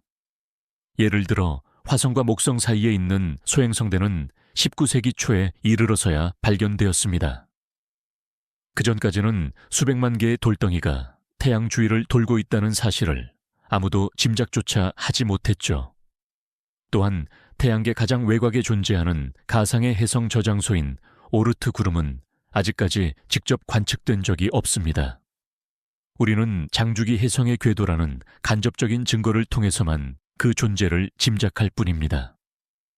아마도 우리 태양계에도 우리가 아직 보지 못하는 무언가가 존재할지 모릅니다. 가설상의 9번째 행성, 즉 행성 X처럼 말입니다. 해왕성 너머 천체들의 궤도에서 발견되는 일부 이상 현상들은 명왕성보다 훨씬 먼 곳에 해왕성 크기의 행성이 숨어 있을 가능성을 시사합니다. 이 행성을 찾기 위한 연구가 수년째 진행되고 있지만 아직까지는 성공하지 못했습니다. 만약 이 행성이 실제로 존재한다면 오르트 구름 속 혜성들에 미치는 중력 영향으로 인해 과거 또는 미래의 타비의 별에서 일어나는 것과 유사한 혜성 소나기를 일으킬 수 있습니다. 타비의 별 이야기는 우리에게 이상 현상 아노말리에 더욱 주의를 기울여야 한다는 교훈을 줍니다. 때로는 가장 중요한 발견이 기존 이론을 확증하는 데이터가 아닌 오히려 그 이론에 모순되는 데이터 속에 숨어 있기 때문입니다. 이를 우리는 패러다임 전환에 앞서는 이상 현상이라고 부릅니다. 19세기 천문학자들이 천왕성 유라누스의 궤도가 예측치에서 약간 벗어난다는 사실을 알아차렸을 때 그들은 이 데이터를 단순한 오류로 치부하지 않았습니다. 대신 천왕성 너머에 또 다른 행성이 존재한다고 가정하고 그 위치를 계산했습니다. 그렇게 해서 해왕성 네프튠이 발견되었죠. 타비의 별은 바로 이와 같은 이상 현상이지만 그 규모는 훨씬 더 큽니다. 이 별은 우리가 가진 항성 진화나 행성계 역학에 대한 기존 지식으로는 설명되지 않습니다. 그리고 이것은 좋은 신호입니다. 이는 곧 우리의 지식이 불완전하며 우리가 발견해야 할 것이 아직 많이 남아있음을 의미합니다. 어쩌면 타비의 별에 대한 수수께끼를 푸는 과정이 새로운 물리 법칙이나 완전히 새로운 유형의 천체 발견으로 이어질 수도 있습니다. 그리고 이 발견은 다시 우리 자신의 태양계는 물론 우리 은하계에 존재하는 수십억 개의 다른 항성계를 더 잘 이해하는 데 도움을 줄 것입니다. 타비의 별, 타비스 스타를 언급할 때면 우리는 흔히 독특하다는 표현을 사용합니다. 그렇다면 이 별이 실제로 얼마나 특별한 것일까요? 통계적으로 접근해보면 우리 은혜는 수천억 개의 별들이 존재합니다. 우리가 관측하는 이 현상이 100만 개 중 하나, 혹은 극단적으로 10억 개 중 하나에서 일어난다 해도 우리 은하 전체에는 수천 개에서 수십만 개의 유사한 천체가 있어야 합니다. 그렇다면 왜 우리는 단 하나만을 발견했을까요? 그 답은 우리가 단순히 제대로 찾지 못했기 때문일 수 있습니다. 케플러 망원경은 전체 하늘 영역 중 극히 일부, 대략 400분의 1에 해당하는 아주 작은 영역만을 관측했습니다. 케플러의 시야에 포착된 별은 약 15만 개에 불과했습니다. 그 중에서 단 하나의 이토록 기묘한 천체를 찾아낸 것 자체가 이미 큰 행운이었던 셈입니다. 만약 우리가 하늘의 모든 별에 대해 이처럼 상세하고 장기적인 모니터링을 진행할 수 있다면 타비의 별과 같은 수많은 잠의 별들을 발견할 수 있을지도 모릅니다. 또 다른 이유는 시간적 요인에 있을 수 있습니다. 타비의 별이 겪고 있는 현상의 단계가 천문학적 관점에서는 매우 짧을 수 있다는 것입니다. 가령 이 현상이 단지 수천 년 동안만 지속된다고 가정해 봅시다. 별은 수십억 년 동안 존재하므로 짧지만 격렬한 이 시기에 정확히 그 별을 포착한다는 것은 그야말로 엄청난 희귀성입니다. 만약 그렇다면 우리 은혜는 항상 많은 수의 그런 별들이 존재하지만 이들은 서로 다른 시간에 켜지고 꺼지기 때문에 우리가 운 좋게 활동기에 있는 별 하나를 목격했을 뿐일 수도 있습니다. 이는 밤에 반딧불이 때를 관찰하는 것과 비슷합니다. 반딧불이 전체 수는 엄청나게 많지만 특정 순간에 불이 켜져 있는 것은 그중 극히 일부일 뿐입니다. 이러한 시각은 우리에게 희망을 줍니다. TSS 위성이나 이미 언급된 베라 루빈 천문대와 같은 새롭고 미래의 전천 탐사 임무들이 시작되면 우리는 이러한 천체를 발견할 기회를 상당히 높일 수 있습니다. 이 프로젝트들은 하늘 전체에 걸쳐 수백만 개의 별들을 관측할 것입니다. 그리고 만약 우리가 이런 깜빡이는 별들을 수십 개라도 발견하게 된다면 우리는 이들을 하나의 천체군 클래스 오브 오브젝트로 연구할 수 있게 됩니다. 우리는 이들의 특성, 즉 나이, 질량, 동반성 여부, 그리고 어두워지는 방식 등을 비교할 수 있습니다. 그렇게 되면 전체적인 그림이 비로소 명확해지기 시작할 것입니다. 우리는 모든 별의 공통적인 요소가 무엇인지, 그리고 개별적인 고유 특징이 무엇인지 이해하게 될 것입니다. 그렇게 되면 타비의 별의 미스터리는 더 이상 단 하나의 천체가 가진 수수께끼가 아니라 우주에서 일어나는 새로운 현상 전체를 이해하는 열쇠가 될 것입니다. 타베타 보야잔 연구팀이 처음 발표했던 해성무리 가설로 다시 돌아가 보겠습니다. 이 가설은 많은 어려움에도 불구하고 여전히 가장 유력한 설명 중 하나로 남아 있습니다. 새로운 데이터를 바탕으로 이 가설이 어떻게 작동할 수 있는지 구체적으로 상상해 봅시다. 태비의 별, 태비스 스타에는 멀리 떨어진 짝꿍, 적색 외성이 있습니다. 이 외성의 궤도가 매우 길게 늘어져 있어서 수만 년에 한 번씩 태비의 별 오르트 구름 근처를 지나간다고 가정해 봅니다. 이때 이 적색 외성의 중력 교란이 수백만 개의 해성 궤도를 흐트러뜨려 별의 내부 시스템으로 끌어들입니다. 이 해성들은 한꺼번에 날아가는 것이 아니라 길게 늘어진 흐름, 즉 꼬리를 형성합니다. 우리가 지금 관측하고 있는 것은 바로 이 흐름의 중심, 가장 밀도가 높은 부분이 통과하는 현상입니다. 이는 이 현상이 왜 지금 발생하는지를 설명해 줍니다. 이 해성 흐름 내의 해성 무리들은 약간씩 다른 궤적으로 움직일 수 있으며 이것이 밝기 감소 시즌을 설명합니다. 별 앞을 수많은 대형 해성으로 이루어진 특히 밀도 높은 덩어리가 통과할 때 우리는 큰 폭의 밝기 감소를 목격합니다. 반면 얼음이 증발하여 생성된 미세한 먼지로 이루어진 덜 조밀한 부분을 통과할 때에는 비교적 약한 어두워짐을 관측하게 됩니다. 크기가 다른 입자들, 즉 회색 먼지와 붉은색 먼지가 존재하는 현상 역시 이 그림에 잘 맞아떨어집니다.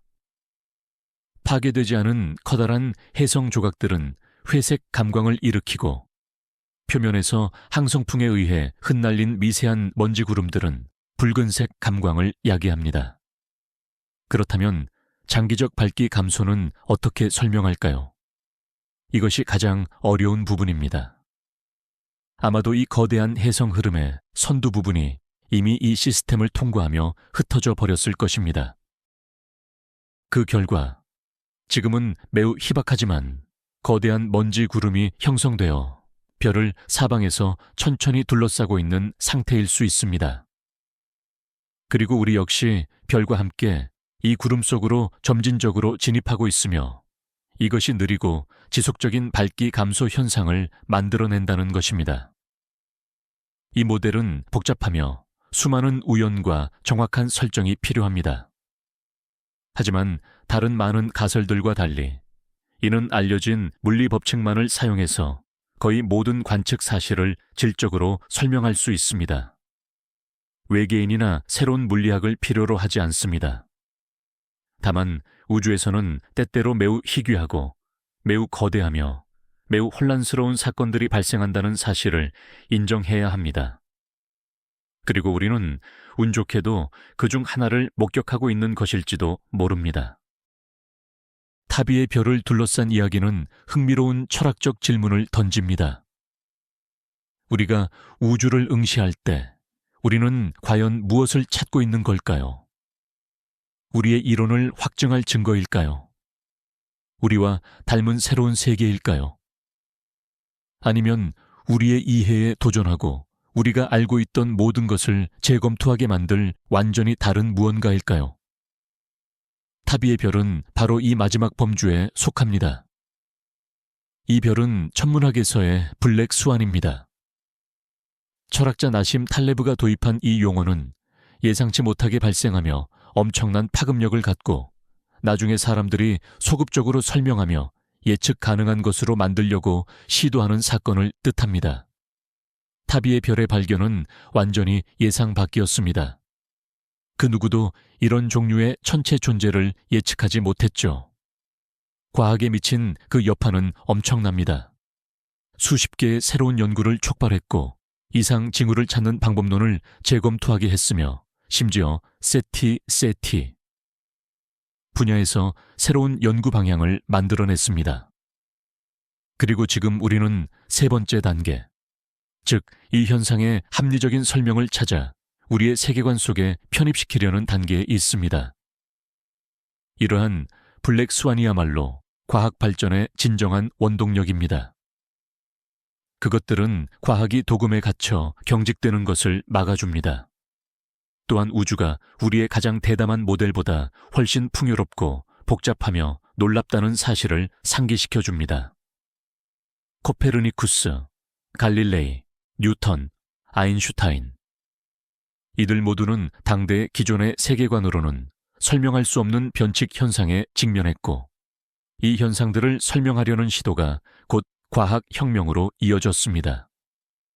우리는 타비의 별에 대한 해답이 새로운 천체물리학 혁명으로 이어질지는 알 수 없습니다.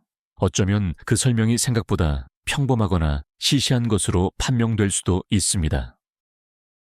그러나 그 해답을 찾는 과정 자체, 즉 관습적인 모델의 틀을 벗어나 비표준적으로 생각해야 하는 필요성 그 자체가 과학 공동체에게는 이미 귀중한 경험입니다.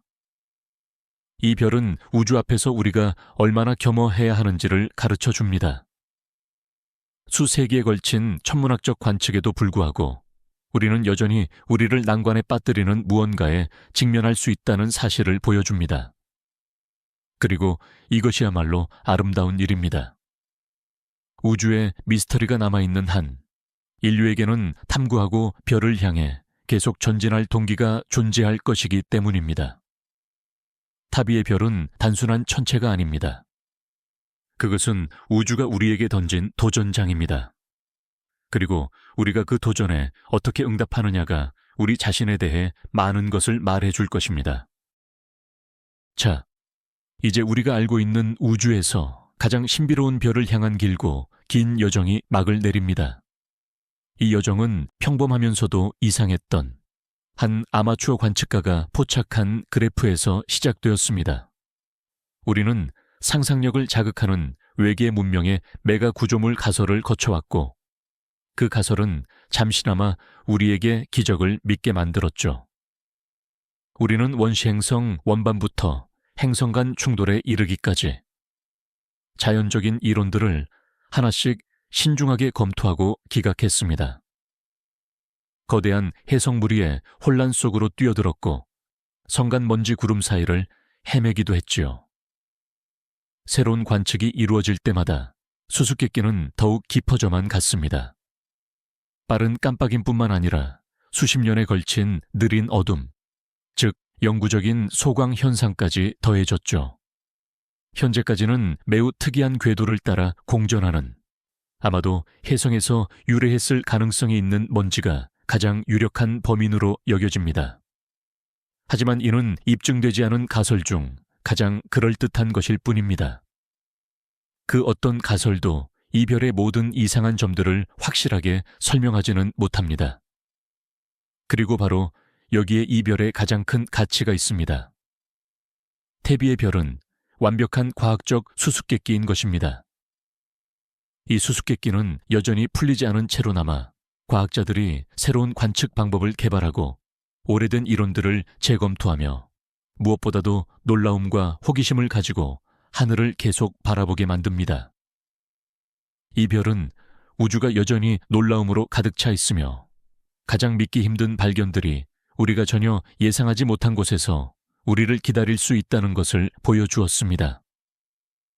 이 우주적 퍼즐에 대해 함께 고민해 주신 여러분께 감사드립니다. 이 이야기가 여러분을 먼 세계에 대한 꿈으로 가득 찬 고요하고 깊은 잠에 빠지게 하길 바랍니다. 잠들기 전에 여러분께 질문 하나 드리고 싶습니다. 여러분은 태비의 별에 무엇이 숨겨져 있다고 생각하시나요? 외계인의 메가 구조물일까요? 아니면 거대한 먼지 구름일까요? 혹은 우리가 상상조차 할 수 없는 무언가일까요? 여러분의 가장 대담한 이론을 댓글로 남겨주시면 정말 흥미롭게 읽어보겠습니다. 저희의 여정이 즐거우셨다면 채널 구독과 좋아요도 잊지 마세요. 편안한 밤 되세요.